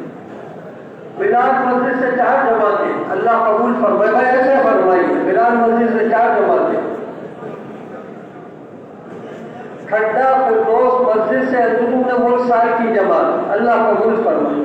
بھائی واہ واہ ماشاء اللہ۔ آپ حضرات سب تشریف رکھیے، کچھ اعلانات سن لیجیے، اللہ آپ کو جزائے خیر دے۔ تشریف رکھیے، آپ سب کے ارادے بہت مبارک ہیں، اور سب کو اللہ بہت قبول فرمائے۔ دیکھیے بھائی، کچھ ضروری گزارشات ہیں، اس کو توجہ سے سن لیجیے، اللہ آپ کو بہت